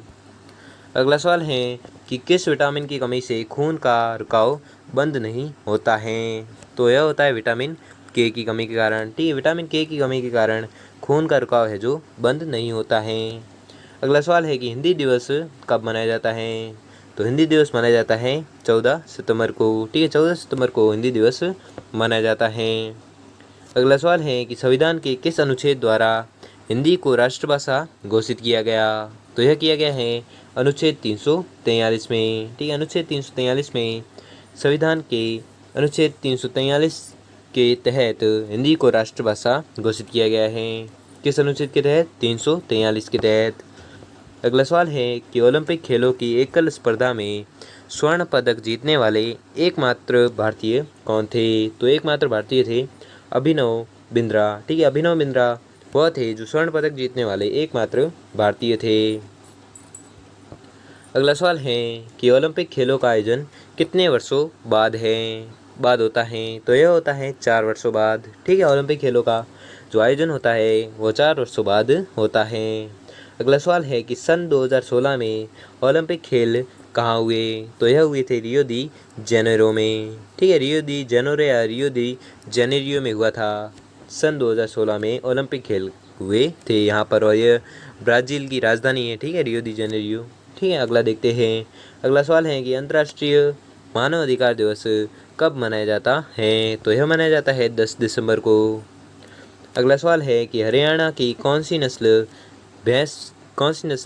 प्रसिद्ध है भैंस की? तो यह प्रसिद्ध है मुर्राह नस्ल है जो प्रसिद्ध है। यह जो नस्ल है वो भैंस की है। ठीक है, अगला सवाल है कि प्रसिद्ध शीतला माता मंदिर कहाँ पर स्थित है? तो यह स्थित है गुड़गांव में। ठीक है, गुड़गांव में प्रसिद्ध शीतला माता का मंदिर स्थित है। अगला सवाल है कि विशाल हरियाणा पार्टी किसने बनाई थी? तो यह बनाई थी राव वीरेंद्र सिंह ने। ठीक है, राव वीरेंद्र सिंह ने विशाल हरियाणा पार्टी बनाई थी। अगला सवाल है कि हरियाणा का क्षेत्रफल कितना वर्ग किलोमीटर है? तो हरियाणा का क्षेत्रफल है 44,212। ठीक है, 44,212 है जो हरियाणा का क्षेत्रफल है। अगला सवाल है कि हरियाणा के पहले मुख्यमंत्री कौन थे? तो हरियाणा के पहले मुख्यमंत्री थे पंडित भगवत दयाल शर्मा। अगला सवाल है कि किस देश की स्थल सीमा सर्वाधिक देशों से लगती हैं? तो यह लगती है चीन देश की। ठीक है, चीन देश की स्थलीय सीमा है जो सर्वाधिक देशों के साथ लगती हैं। अगला सवाल है कि बैरोमीटर के पठान में तेजी से गिरावट किस बात का सूचक है? तो यह सूचक है तूफान का। अगला सवाल है कि भारतीय मरुस्थल का नाम क्या है? तो उसका नाम है थार। ठीक है, थार मरुस्थल है जो भारतीय मरुस्थल का नाम है। अगला सवाल है कि कांजीरंगा राष्ट्रीय अभयारण्य किस राज्य में है? तो यह है असम राज्य में। ठीक है, असम राज्य में कांजीरंगा राष्ट्रीय अभयारण्य स्थित है। अगला सवाल है कि पृथ्वी अपनी धुरी पर किस दिशा में घूमती है? तो यह घूमती है पश्चिम से पूर्व। ठीक है, पश्चिम से पूर्व पृथ्वी अपनी धुरी पर पश्चिम से पूर्व की ओर घूमती है। अगला सवाल है कि उज्जैन किस नदी के किनारे बसा है? तो उज्जैन बसा है श्रीपा नदी के किनारे। अगला सवाल है कि निम्न में से कौन सी धातु बिजली की सबसे अधिक सुचालक है? तो यह है चांदी। ठीक है, चांदी है जो बिजली की सबसे अधिक सुचालक है। अगला सवाल है कि गोबर गैस में मुख्यतः रूप में क्या पाया जाता है? तो मुख्यतः रूप से पाया जाता है मीथेन गैस। ठीक है, मीथेन है जो गोबर गैस में मुख्य रूप से पाई जाती है। अगला सवाल है कि स्वतंत्रता मेरे जन्मसिद्ध अधिकार है और मैं इसे लेकर रहूँगा, यह किसने कहा था? तो यह कहा था लोकमान्य तिलक ने। ठीक है, लोकमान्य तिलक ने क्या कहा था? तो उन्होंने कहा था कि स्वतंत्र मेरा जन्मसिद्ध अधिकार है और मैं इसे लेकर रहूँगा। ये कहा था किसने? लोकमान्य तिलक ने। अगला सवाल है कि राज्यसभा के सदस्यों का चुनाव कितनी अवधि के लिए किया जाता है? तो यह किया जाता है 6 वर्षों की अवधि में किया जाता है। किसका चुनाव? राज्यसभा के सदस्यों का चुनाव किया जाता है। अगला सवाल है कि हिंदी भाषा की लिपि कौन सी है? तो हिंदी भाषा की लिपि है देवनागरी। अगला सवाल है कि हमारी आकाशगंगा का नाम क्या है? तो हमारी आकाशगंगा नाम है दुग्ध मेखला या मिल्की वे। ठीक है, मिल्की वे या दुग्ध मेखला है जो हमारी आकाशगंगा का नाम है। अगला सवाल है कि हिंदी भाषा का पहला समाचार पत्र कौन सा था? तो हिंदी भाषा का पहला समाचार पत्र था जो उद्दंत मार्तंड था। ठीक है, उद्दंत मार्तंड था जो भारत का या हिंदी भाषा का पहला समाचार पत्र था। अगला सवाल है कि तुलसीदास कृत रामचरितमानस हिंदी भाषा की किस बोली में लिखी गई है? तो यह लिखी गई है अवधी भाषा में। अगला सवाल है कि हरियाणा के राज्य कवि कौन कहलाते हैं? तो हरियाणा के राज्य कवि कहलाते हैं उदय भानुहंस। उदय भानुहंस है जो हरियाणा के राज्य कवि कहलाते हैं। अगला सवाल है कि 118 आधुनिक ओलंपिक खेलों की शुरुआत कब और कहाँ से हुई? तो यह हुई थी एथेंस में। एथेंस जो यूनान में स्थित है। ठीक है, एथेंस में हुई थी 1896 में। ठीक है, एथेंस में 1896 में 118 आधुनिक ओलंपिक खेलों की शुरुआत हुई थी। कब हुई थी? 1896 में। और कहाँ हुई थी? एथेंस में। अगला सवाल है कि भारत ने किस खेल में ओलंपिक खेलों में 8 बार स्वर्ण पदक जीता था? तो यह जीता था हॉकी में। ठीक है, भारत ने हॉकी खेल में ओलंपिक खेलों में 8 बार स्वर्ण पदक जीता था। अगला सवाल है कि भारत ने आखिरी बार हॉकी स्वर्ण पदक कहाँ और कब जीता था? तो यह जीता था 1990 में मॉस्को में। ठीक है, 1990 में मॉस्को में जीता था। क्या भारत ने आखिरी बार हॉकी में स्वर्ण पदक जीता था? कब? 1980 में और मॉस्को में जीता था। अगला सवाल है कि ओलंपिक खेलों का आयोजन कितने वर्षों के बाद होता है? तो यह होता है 4 वर्षों के बाद। अगला सवाल है कि अंतर्राष्ट्रीय ओलंपिक समिति का मुख्यालय कहाँ पर स्थित है? तो यह स्थित है लुसान में। और लुसान कहाँ पर है? स्विट्जरलैंड में। ठीक है, लुसान में अंतर्राष्ट्रीय ओलंपिक समिति का मुख्यालय स्थित है। अगला सवाल है कि सन 2012 में ओलंपिक खेल कहाँ पर हुए? सन 2012 में ओलंपिक खेल कहाँ पर हुए? तो यह हुए थे लंदन में। अगला सवाल है कि ओलंपिक ध्वज में कितने गोले हैं? तो ओलंपिक ध्वज में 5 प्रकार के गोले हैं। अगला सवाल है कि एक ओलंपिक में सर्वाधिक स्वर्ण पदक जीतने वाला खिलाड़ी कौन है? तो सर्वाधिक पदक जीतने वाला खिलाड़ी है माइकल फेल्प्स। ठीक है, माइकल फेल्प्स है जो एक ओलंपिक खेल में सर्वाधिक स्वर्ण पदक जीतने वाला खिलाड़ी हैं।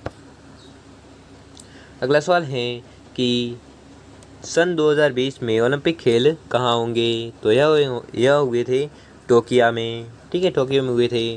अगला सवाल है कि सन 2012 के ओलंपिक खेलों में कांस्य पदक जीतने वाली साइना नेहवाल का संबंध किस खेल से है? तो यह है बैडमिंटन से, ठीक है, बैडमिंटन से संबंधित है। किसका, कौन संबंधित है? साइना नेहवाल। अगला सवाल है कि भारत ने ओलंपिक खेलों में पहली बार किस वर्ष भाग लिया था? तो यह लिया था सन 1900 में, ठीक है, सन 1900 में भारत ने ओलंपिक खेलों में पहली बार भाग लिया था। अगला सवाल है कि ओलंपिक खेलों में पदक जीतने वाली पहली भारतीय महिला खिलाड़ी कौन है? तो वह है कर्णम मल्लेश्वरी, ठीक है, कर्णम मल्लेश्वरी वह है जो ओलंपिक खेलों में पदक जीतने वाली पहली भारतीय महिला खिलाड़ी है। कौन? कर्णम मल्लेश्वरी। अगला सवाल है कि बैक टू द वेद्स यानी कि वेदों की ओर लौटो का नारा किसने दिया था? तो यह दिया था महर्षि दयानंद या स्वामी दयानंद ने दिया था। अगला सवाल है कि प्रसिद्ध झंडा गीत झंडा ऊंचा रहे हमारा की रचना किसने की थी? तो यह की थी रचना श्यामलाल गुप्त पार्षद ने की थी, ठीक है, क्या की थी? झंडा ऊंचा रहे हमारा की रचना की थी। किसने? श्यामलाल गुप्त पार्षद ने की थी।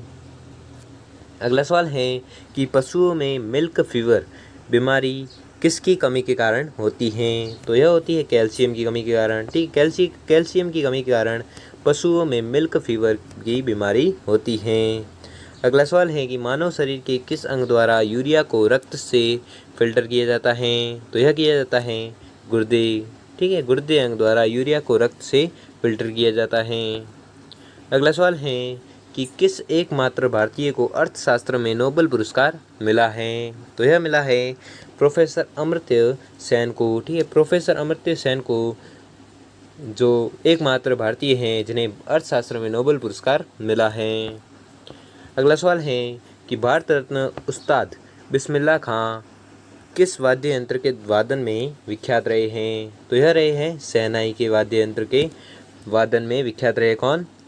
उस्ताद बिस्मिल्लाह खां। उस्ताद बिस्मिल्लाह खां हैं जो शहनाई वाद्य यंत्र के वादन में विख्यात रहे हैं। अगला सवाल है कि भारत के अंतिम गवर्नर जनरल कौन थे? तो अंतिम गवर्नर जनरल थे सी राजगोपालाचारी, ठीक है, सी राजगोपालाचारी हैं जो भारत के अंतिम गवर्नर जनरल रहे हैं। अगला सवाल है कि भिलाई इस्पात संयंत्र का निर्माण किस देश के सहयोग से हुआ है? तो यह हुआ है रूस देश के सहयोग से। अगला सवाल है कि उत्तरी ध्रुव में भारत के अनुसंधान केंद्र का नाम क्या है? तो अनुसंधान केंद्र का नाम है हिमाद्री। अगला सवाल है कि विश्व में माउंट एवरेस्ट पर चढ़ने वाली प्रथम महिला कौन थी? तो प्रथम महिला थी जापान की जुनको तबाई, ठीक है, जापान की जुनको तबाई है जो विश्व में माउंट एवरेस्ट पर चढ़ने वाली प्रथम महिला थी। कौन? जुनको तबाई, जो जापान की रहने वाली थी। अगला सवाल है कि पीलिया किस अंग का रोग है? पीलिया है यकृत या लिवर का। अगला सवाल है कि द्रव्य सभी दिशाओं में समान दाब पारित करता है, यह कथन किस नियम से संबंधित है? तो यह कथन संबंधित है पास्कल के नियम से, ठीक है, पास्कल के नियम से संबंधित है यह कथन। अगला सवाल है कि क्लोरोफिल का खनिज घटक क्या है? क्लोरोफिल का खनिज घटक है मैग्नीशियम। अगला सवाल है कि एलपीजी गैस में क्या होता है? तो एलपीजी गैस में होता है ब्यूटेन, ठीक है, ब्यूटेन है जो एलपीजी गैस में होता है। अगला सवाल है कि किसने सर्वप्रथम अशोक के अभिलेखों को पढ़ा था? तो किसने पढ़ा था? जेम्स प्रिसेम्स ने, ठीक है, जेम्स प्रिसेम्स ने सर्वप्रथम अशोक के अभिलेखों को पढ़ा था। अगला सवाल है कि किस बौद्ध भिक्षु के प्रभाव से या प्रभाव में अशोक ने बौद्ध धर्म ग्रहण किया था? तो यह किया था उपगुप्त के प्रभाव में, ठीक है, उपगुप्त के प्रभाव में अशोक ने बौद्ध धर्म ग्रहण किया था। अगला सवाल है कि कौन सा मुगल बादशाह अशिक्षित था? तो वह था अकबर, ठीक है, अकबर है जो वह मुगल बादशाह था जो अशिक्षित था। अगला सवाल है कि अमृतसर शहर की स्थापना किसने की थी? तो अमृतसर शहर है जिसकी स्थापना की थी गुरु रामदास ने। अगला सवाल है कि गदर पार्टी का संस्थापक कौन था? गदर पार्टी का संस्थापक था लाला हरदयाल, ठीक है, लाला हरदयाल है जो गदर पार्टी का संस्थापक था। अगला सवाल है कि सिख इतिहास में लंगर प्रथा किसने शुरू की? सिख इतिहास में लंगर प्रथा है जो किसने यह शुरू की? तो आपको याद रखना है, यह शुरू की थी गुरु अंगद देव ने। ठीक है, गुरु अंगद देव ने लंगर प्रथा की शुरुआत की थी। अगला सवाल है कि सबसे प्राचीन वेद कौन सा है? तो सबसे प्राचीन वेद है ऋग्वेद। अगला सवाल है कि किस सुल्तान ने अपनी राजधानी दिल्ली से दौलताबाद स्थानांतरण की? तो वह सुल्तान था मोहम्मद बिन तुगलक। ठीक है, मोहम्मद बिन तुगलक वह सुल्तान था जिसने अपनी राजधानी दिल्ली से दौलताबाद स्थानांतरित की। अगला सवाल है कि प्रथम पंचवर्षीय योजना कब प्रारंभ हुई? तो प्रथम पंचवर्षीय योजना प्रारंभ हुई थी 1951 में। अगला सवाल है कि चीनी यात्री ह्वेनसांग ने किस विश्वविद्यालय में अध्ययन किया था? तो यह किया था नालंदा विश्वविद्यालय में। ठीक है, किसने अध्ययन किया था? चीनी यात्री ह्वेनसांग ने अध्ययन किया था। कहाँ पर? नालंदा विश्वविद्यालय में। अगला सवाल है कि कौन सा रक्त समूह है जो सर्वदाता होता है? तो वह रक्त समूह है O। ठीक है, O रक्त समूह है जो सर्वदाता होता है। अगला सवाल है कि मनुष्य के शरीर में कितनी हड्डियाँ होती हैं? तो मनुष्य के शरीर में होती है 206 हड्डियाँ होती हैं। अगला सवाल है कि सूर्य के प्रकाश से कौन सा विटामिन है जो प्राप्त होता है? तो वह विटामिन है विटामिन डी। ठीक है, विटामिन डी है जो सूर्य के प्रकाश से प्राप्त होता है। अगला सवाल है कि मादा एनाप्लीज मच्छर के काटने से कौन सा रोग होता है? तो इससे होता है मलेरिया। अगला सवाल है कि टेलीफोन का आविष्कार है जो किसने किया था? तो टेलीफोन का आविष्कार किया था अलेक्जेंडर ग्राहम बेल ने। ठीक है, अलेक्जेंडर ग्राहम बेल ने टेलीफोन का आविष्कार किया था। अगला सवाल है कि प्रकाश की गति कितनी होती है? तो प्रकाश की गति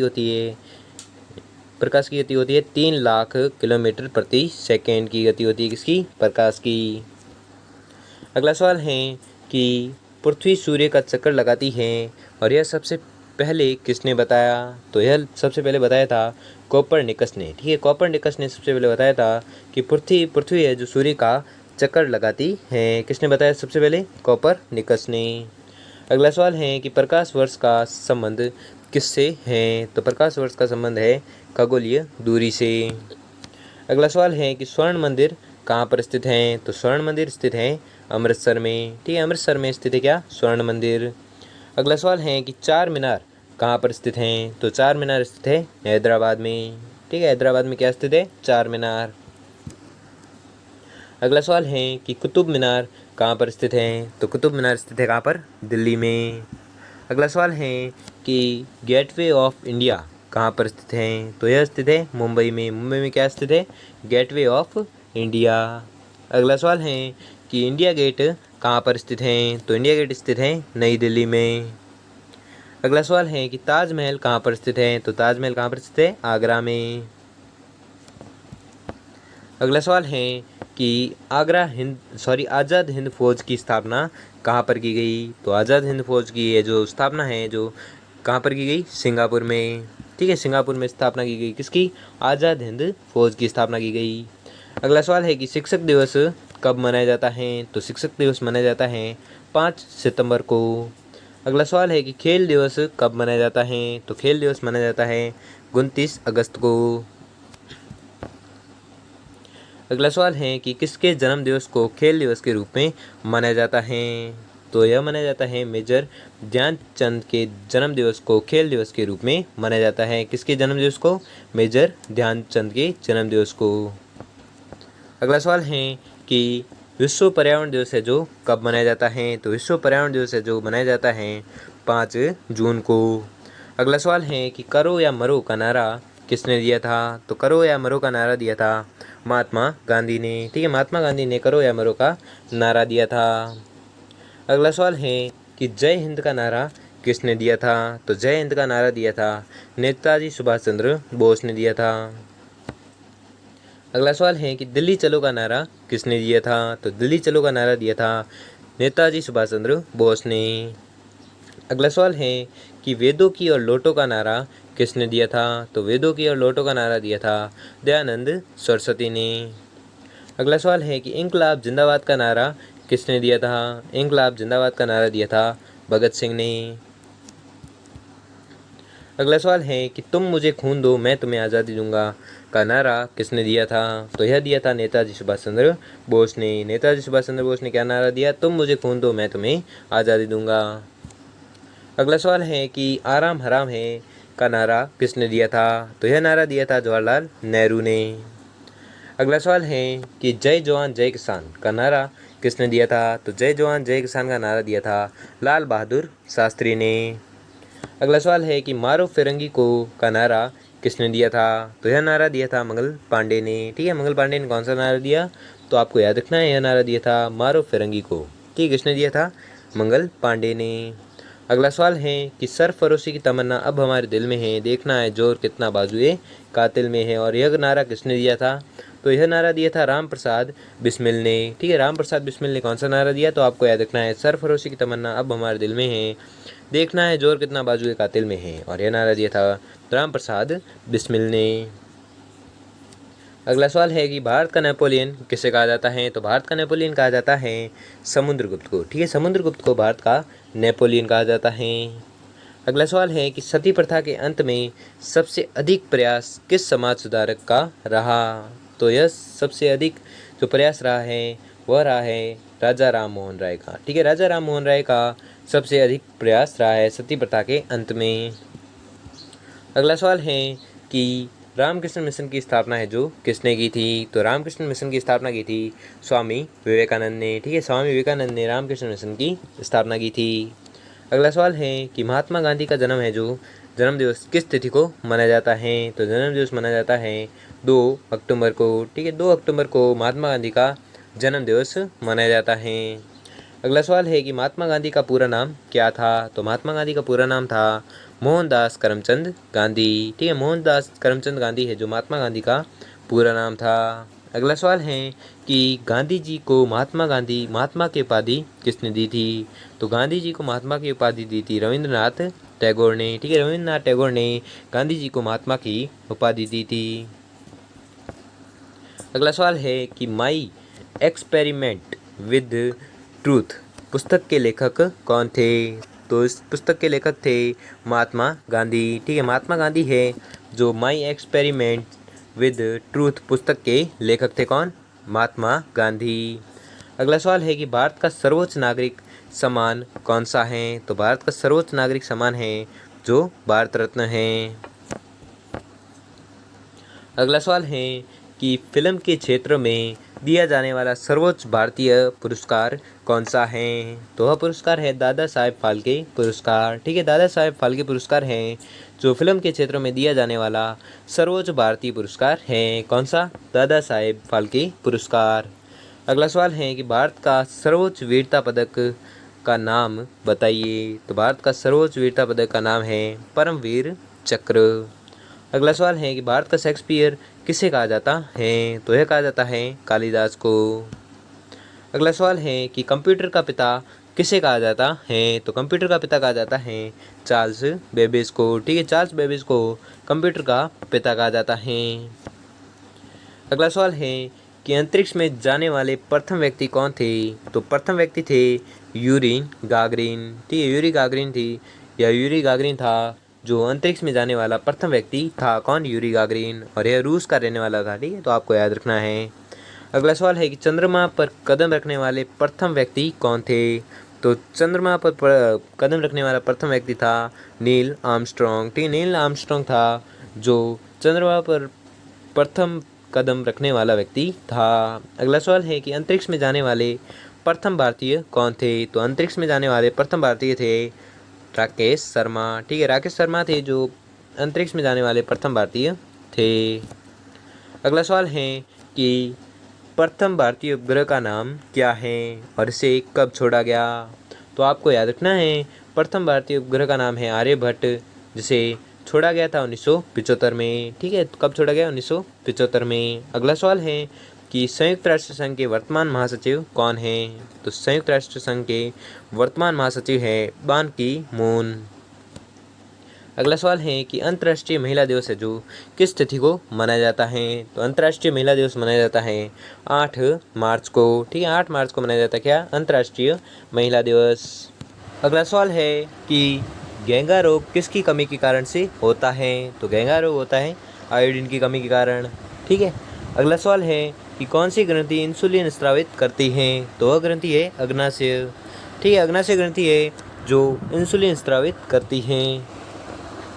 अगला सवाल है कि डूरंड कप का संबंध किस खेल से है? तो डूरंड कप का संबंध है जो फुटबॉल खेल से है। अगला सवाल है कि भारत का सबसे बड़ा बांध कौन सा है? भारत का सबसे बड़ा बांध है हीराकुंड बांध। ठीक है, हीराकुंड बांध है जो भारत का सबसे बड़ा बांध माना जाता है। अगला सवाल है कि संविधान की 8वीं अनुसूची में कितनी भारतीय भाषाओं को मान्यता दी गई है? तो यह दी गई है 22 भाषाओं को। ठीक है, 22 भाषाओं को 8वीं अनुसूची में 22 भाषाओं को भारतीय भाषाओं की मान्यता दी गई है।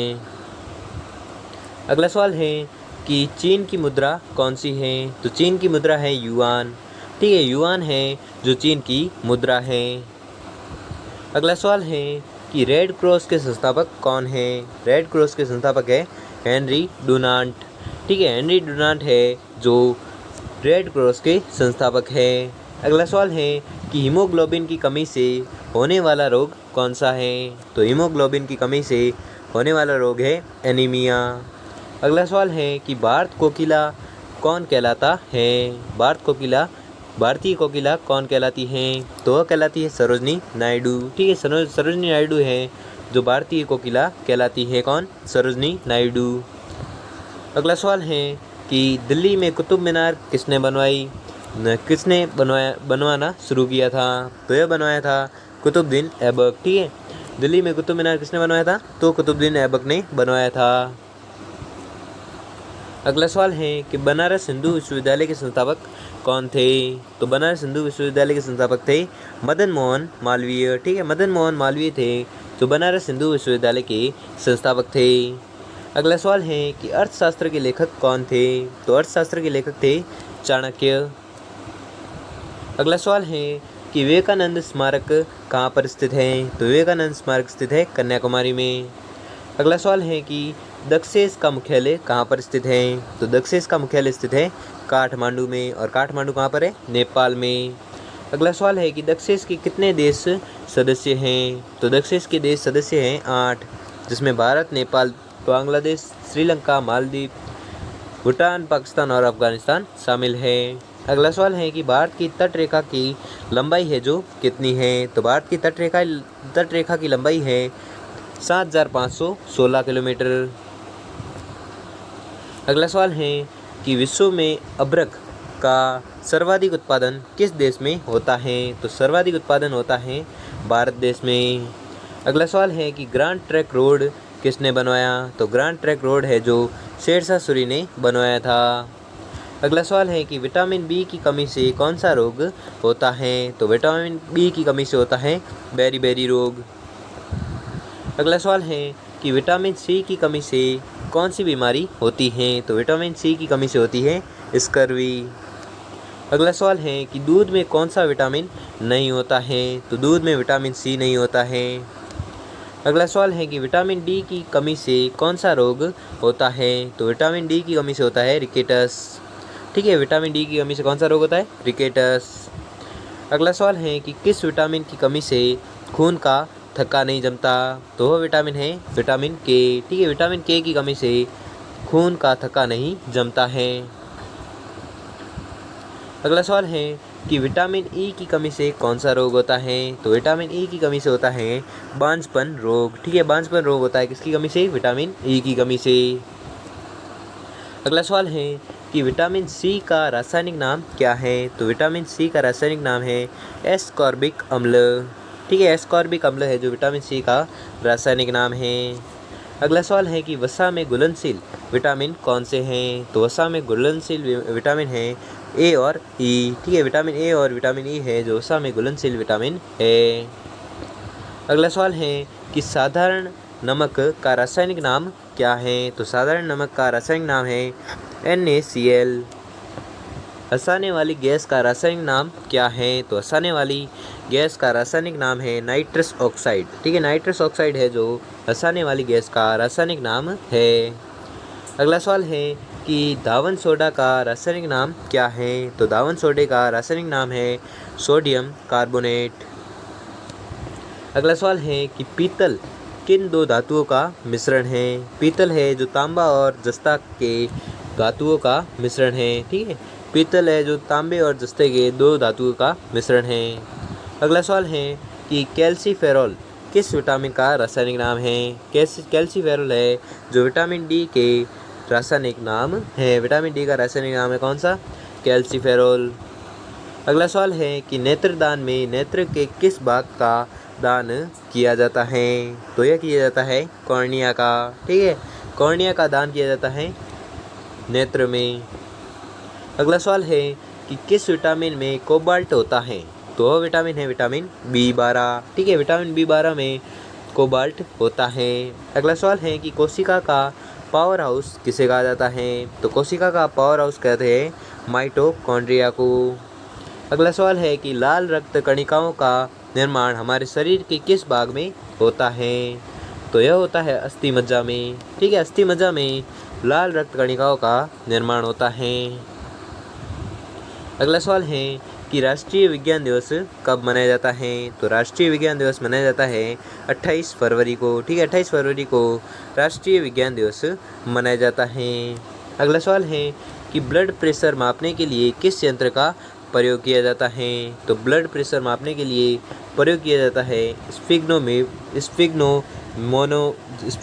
स्फिग्मोमैनोमीटर का प्रयोग किया जाता है। किसको मापने के लिए? ब्लड प्रेशर को मापने के लिए। अगला सवाल है कि कंप्यूटर की परमानेंट मेमोरी क्या कहलाती है? तो कंप्यूटर की परमानेंट मेमोरी कहलाती है रोम रीड ओनली मेमोरी। ठीक है, रोम रीड ओनली मेमोरी है जो कंप्यूटर की परमानेंट मेमोरी कहलाती है। क्या कहलाती है? रोम रीड ओनली मेमोरी। अगला सवाल है कि किस अधिवेशन में कांग्रेस उत्तरवादी और उग्रवादी नामक दो दलों में विभाजित हो गई थी? तो यह हो गई थी 1907 के सूरत अधिवेशन में। ठीक है, 1907 के सूरत अधिवेशन में कांग्रेस उदारवादी और उग्रवादी नामक दो दलों में विभाजित हो गई थी। अगला सवाल है कि तंजौर का वृद्धेश्वर मंदिर किसने बनवाया था? तो तंजौर का वृद्धेश्वर मंदिर है जो राजा प्रथम चोल ने बनवाया था। ठीक है, कौन सा मंदिर? वृद्धेश्वर मंदिर बनाया था। अगला सवाल है कि मुगल सम्राट अकबर का जन्म कहाँ पर हुआ था? मुगल सम्राट अकबर का जन्म है जो कहाँ पर हुआ था? तो इसका जन्म हुआ था अमरकोट के दुर्ग में हुआ था। किसका जन्म? अकबर का। अगला सवाल है कि वर्ष 2014 का फुटबॉल विश्व कप किस देश में आयोजित होगा या आयोजित हुआ? तो यह हुआ था ब्राज़ील में। ठीक है। अगला सवाल है कि वर्ष 2018 का फुटबॉल विश्व कप किस देश में आयोजित हुआ? तो यह हुआ था रूस में। अगला सवाल है कि 2014 के कॉमनवेल्थ खेल कहाँ होंगे या कहाँ हुए? तो यह हुए थे ग्लासगो में हुए थे जो स्कॉटलैंड में है। ठीक है, कहाँ पर हुए थे? ग्लासगो में। क्या हुआ था? वर्ष 2014 के कॉमनवेल्थ खेल हुए थे। अगला सवाल है कि वर्ष 2015 का क्रिकेट विश्व कप कहाँ आयोजित हुआ? तो यह हुआ था न्यूजीलैंड और ऑस्ट्रेलिया में। अगला सवाल है कि संसद के दोनों सदनों की संयुक्त बैठक की अध्यक्षता कौन करता है? तो यह करता है लोकसभा अध्यक्ष। ठीक है, लोकसभा अध्यक्ष है जो संसद के दोनों सदनों की संयुक्त बैठक की अध्यक्षता करता है। अगला सवाल है कि भारत के प्रथम लोकसभा अध्यक्ष कौन थे? तो भारत के प्रथम लोकसभा अध्यक्ष थे गणेश वासुदेव मालवंकर। अगला सवाल है कि भारतीय संविधान के किस अनुच्छेद के अंतर्गत जम्मू कश्मीर को विशेष दर्जा प्राप्त है? तो अनुच्छेद है 370। ठीक है, 370 के तहत जम्मू कश्मीर को विशेष दर्जा प्राप्त है। अगला सवाल है कि कोई विधेयक धन विधेयक है या नहीं, इसका निर्णय कौन करता है? तो इसका निर्णय करता है लोकसभा अध्यक्ष। अगला सवाल है कि विश्व का सबसे बड़ा महाद्वीप कौन सा है? तो विश्व का सबसे बड़ा महाद्वीप है एशिया। अगला सवाल है कि हैदराबाद किस नदी पर बसा हुआ है? तो हैदराबाद बसा हुआ है मूसी नदी के किनारे। ठीक है, मूसी नदी के किनारे बसा हुआ क्या? हैदराबाद। अगला सवाल है कि विश्व में चांदी का सबसे बड़ा उत्पादक देश कौन सा है? तो चांदी का सबसे बड़ा उत्पादक देश है मैक्सिको। ठीक है, मैक्सिको है जो विश्व में चांदी का सबसे बड़ा उत्पादक देश है। अगला सवाल है कि क्षेत्रफल के अनुसार विश्व का सबसे छोटा देश कौन सा है? तो वह देश है वेटिकन सिटी। ठीक है, वेटिकन सिटी है जो विश्व का सबसे छोटा देश है। अगला सवाल है कि स्वेज नहर किन दो सागरों को जोड़ती है? तो स्वेज नहर जोड़ती है भूमध्य सागर और लाल सागर को।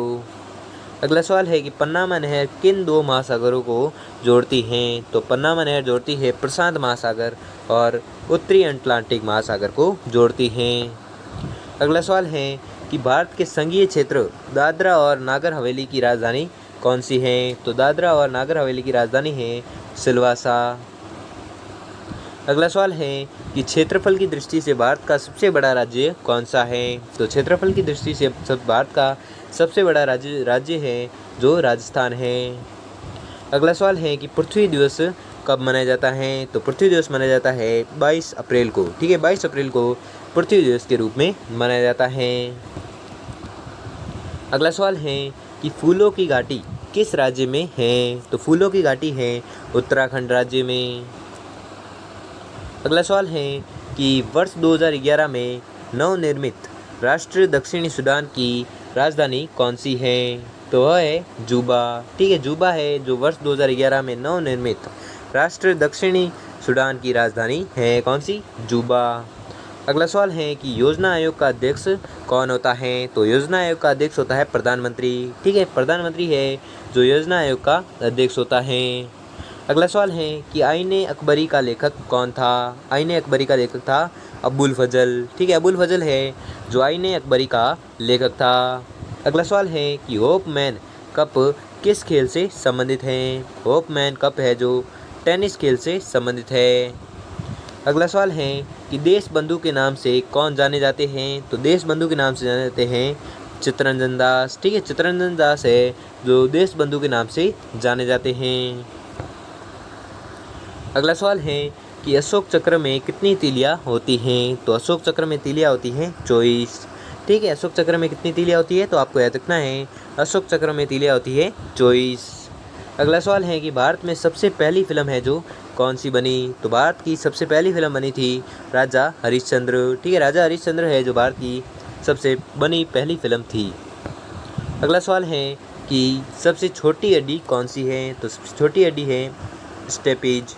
ठीक है, स्टेपेज हड्डी है जो सबसे छोटी हड्डी मानी जाती है। और अगला सवाल है कि सबसे बड़ी हड्डी कौन सी है? तो सबसे बड़ी हड्डी मानी जाती है फीमर। ठीक है, जांघ की हड्डी मानी जाती है। ठीक है, अगला सवाल है कि मानव शरीर में कितनी पेशियां हैं? तो मानव शरीर में पेशियां हैं 639। अगला सवाल है कि लाल रक्त कणिका या आरबीसी का जीवन काल है जो कितना होता है? तो आरबीसी का जीवन काल होता है 120 दिन। ठीक है, 120 दिन होता है किसका जीवन काल? आरबीसी का या लाल रक्त कणिकाओं का। अगला सवाल है कि जंग लगने से बचाने के लिए लोहे पर जस्ते की परत चढ़ाने की क्रिया को क्या कहते हैं? तो इस क्रिया को कहते हैं जस्तीकरण या गलवेनीकरण कहते हैं। इस क्रिया को क्या क्रिया है कि जंग लगने से बचाने के लिए लोहे पर जस्ते की परत चढ़ाने की क्रिया को कहते हैं जस्तीकरण। अगला सवाल है कि मानव शरीर की सबसे बड़ी ग्रंथि का नाम क्या है? तो मानव शरीर की सबसे बड़ी ग्रंथि का नाम है यकृत। अगला सवाल है कि भारत का प्रथम तेल शोधन संयंत्र है जो कहाँ पर स्थित है? तो भारत का प्रथम तेल शोधन संयंत्र है जो कहाँ पर स्थित है? तो यह स्थित है डिगबोई में। ठीक है, डिगबोई में स्थित है क्या? प्रथम तेल शोधन संयंत्र स्थित है। अगला सवाल है कि यूनेस्को द्वारा कलिंग पुरस्कार किस क्षेत्र के लिए दिया जाता है? तो यह दिया जाता है विज्ञान के क्षेत्र में। ठीक है, विज्ञान के क्षेत्र में यूनेस्को द्वारा कलिंग पुरस्कार दिया जाता है। किस क्षेत्र में? विज्ञान के क्षेत्र में। अगला सवाल है कि हैदराबाद में चार मीनार का निर्माण किसने करवाया था? तो हैदराबाद में चार मीनार का निर्माण करवाया था कुली कुतुब शाह ने।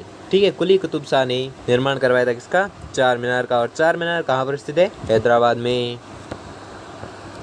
अगला सवाल है कि कांग्रेस द्वारा पूर्ण स्वाधीनता का प्रस्ताव कब और कहाँ पारित किया गया? तो यह पारित किया गया था सन 1929 के लाहौर अधिवेशन में। ठीक है, सन 1929 के लाहौर अधिवेशन में कांग्रेस द्वारा पूर्ण स्वाधीनता का प्रस्ताव पारित किया गया। अगला सवाल है कि श्वेत क्रांति का संबंध किससे है? तो श्वेत क्रांति का संबंध है दूध से। अगला सवाल है कि भारत का सबसे पुराना चालू रेल इंजन कौन सा है? तो भारत का सबसे पुराना चालू रेल इंजन है फेरी क्वीन। ठीक है, फेरी क्वीन है जो भारत का सबसे पुराना चालू रेल इंजन है। कौन सा? फेरी क्वीन। अगला सवाल है कि भारत में आपातकाल की प्रथम घोषणा कब की गई? तो भारत में आपातकाल की प्रथम घोषणा है जो 26 अक्टूबर 1962 में की गई थी, चीनी आक्रमण के समय। ठीक है, चीनी आक्रमण के समय 26 अक्टूबर 1962 में भारत में आपातकाल की घोषणा की गई थी और यह प्रथम घोषणा थी। ठीक है, तो आपको याद रखना है। अगला सवाल है कि भारत में भाषा के आधार पर बनने वाला पहला राज्य कौन सा था? तो भाषा के आधार पर बनने वाला पहला राज्य था आंध्र प्रदेश। ठीक है, आंध्र प्रदेश वह राज्य है जो भाषा के आधार पर बनाया गया था।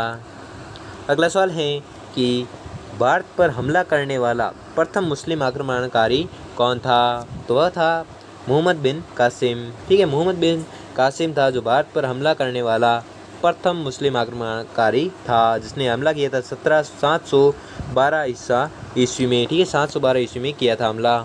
अगला सवाल है कि सेल्यूकस का राजदूत जो चंद्रगुप्त मौर्य के दरबार में आया था वह था, कौन था? मेगस्थनीज। ठीक है, मेगस्थनीज था जो चंद्रगुप्त मौर्य के दरबार में आया था और इसे किसने भेजा था? सेल्यूकस ने भेजा था। ठीक है, और इसकी पुस्तक भी है इंडिका, तो आपको याद रखना है। ठीक है।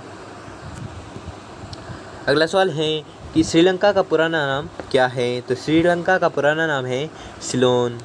अगला सवाल है कि विटामिन्स की खोज किसने की थी? विटामिन्स की खोज की थी फंक ने। अगला सवाल है कि स्टेनलेस स्टील किसकी मिश्र धातु होती है? तो यह होती है आयरन, क्रोमियम, निकल। ठीक है, आयरन, क्रोमियम और निकल की स्टेनलेस स्टील धातु होती है। ठीक है, मिश्र धातु होती है इनकी। अगला सवाल है कि कांसा किसकी मिश्र धातु होती है? तो कांसा होती है कॉपर तथा टिन की। अगला सवाल है कि स्वामी विवेकानंद ने शिकागो में हुए विश्व धर्म सम्मेलन को कब संबोधित किया? तो यह किया था 1893 में। ठीक है, 1893 में स्वामी विवेकानंद ने शिकागो में हुए विश्व धर्म सम्मेलन को संबोधित किया था। कब? 1893 में। अगला सवाल है कि जलियांवाला बाग हत्याकांड कब हुआ था? तो जलियांवाला बाग हत्याकांड हुआ था 13 अप्रैल 1919 को। ठीक है, 13 अप्रैल 1919 को जलियांवाला बाग हत्याकांड हुआ था। अगला सवाल है कि पृथ्वी पर उत्तरी गोलार्ध में सबसे बड़ा दिन कब होता है? तो सबसे बड़ा दिन होता है 21 जून को। ठीक है, 21 जून को पृथ्वी पर उत्तरी गोलार्ध में सबसे बड़ा दिन होता है। अगला सवाल है कि महात्मा बुद्ध ने अपना पहला उपदेश है जो कहाँ पर दिया था? तो यह दिया था सारनाथ में। किसने दिया था? महात्मा बुद्ध ने। अगला सवाल है कि साइमन कमीशन के बहिष्कार के दौरान लाठीचार्ज से किस नेता की मृत्यु हो गई थी? तो वह नेता था लाला लाजपत राय। ठीक है, लाला लाजपत राय वह थे जो साइमन कमीशन के बहिष्कार के दौरान लाठीचार्ज से जिनका निधन हो गया था। किनका? लाला लाजपत राय का निधन हो गया था। अगला सवाल है कि भारत में निर्मित प्रथम कंप्यूटर का नाम क्या है? तो प्रथम कंप्यूटर का नाम है सिद्धार्थ। ठीक है, भारत में निर्मित प्रथम कंप्यूटर का नाम क्या है? तो आपको याद रखना है, प्रथम कंप्यूटर का नाम है सिद्धार्थ। अगला सवाल है कि गायत्री मंत्र का उल्लेख किस ग्रंथ में है? तो गायत्री मंत्र का उल्लेख है ऋग्वेद में। ठीक है, ऋग्वेद में गायत्री मंत्र का उल्लेख है। अगला सवाल है कि मानव शरीर में पाचन क्रिया अधिकतर किस अंग में संपन्न होती है? तो यह होती है छोटी आंत में। अगला सवाल है कि आनुवंशिकता के नियमों का प्रतिपादन किसने किया था? तो यह किया था ग्रेगर जॉन मेंडल ने। ठीक है, ग्रेगर जॉन मेंडल ने आनुवंशिकता के नियमों का प्रतिपादन किया था। अगला सवाल है कि मानव द्वारा सबसे पहले किस धातु का प्रयोग किया? तो मानव द्वारा सबसे पहले किस धातु का प्रयोग किया गया? तो तांबे धातु का सर्वप्रथम प्रयोग किया गया था। किसके द्वारा? मानव द्वारा। अगला सवाल है कि बॉल पेन किस सिद्धांत पर काम करता है? तो बॉल पेन काम करता है पृष्ठीय तनाव पर। ठीक है, पृष्ठीय तनाव पर काम करता है कौन? Ball pen. अगला सवाल है कि रेशम के कीड़े किस वृक्ष की कोमल पत्तियों पर पाले जाते हैं? तो रेशम के कीड़े पाले जाते हैं शहतूत के पत्तों पर। ठीक है, रेशम के कीड़े किस वृक्ष की कोमल पत्तियों पर पाले जाते हैं? तो यह पाले जाते हैं शहतूत के वृक्ष पर पाले जाते हैं। ठीक है, तो आपको याद रखना है। अगला सवाल है कि राजस्थान में खेतड़ी किसके लिए प्रसिद्ध हैं? तो राजस्थान में खेतड़ी है जो प्रसिद्ध है तांबे की खान के लिए। ठीक है, तांबे की खान के लिए कौन प्रसिद्ध है? राजस्थान में खेतड़ी प्रसिद्ध है। ठीक है, किसके लिए? तांबे की खान के लिए। अगला सवाल है कि पृथ्वी के सबसे नज़दीक ग्रह कौन सा है? पृथ्वी के सबसे नज़दीक ग्रह है जो कौन सा है? तो नज़दीक ग्रह है शुक्र। ठीक है, शुक्र ग्रह वह ग्रह है जो पृथ्वी के सबसे नज़दीक ग्रह माना जाता है। तो दोस्तों, आपको वीडियो कैसा लगा हमें कमेंट बॉक्स में कमेंट करके ज़रूर बताएं। और अगर आपको वीडियो अच्छा लगा हो, आपके लिए थोड़ा सा भी हेल्पफुल साबित हुआ हो, तो वीडियो को लाइक और चैनल को सब्सक्राइब कर लीजिए। धन्यवाद।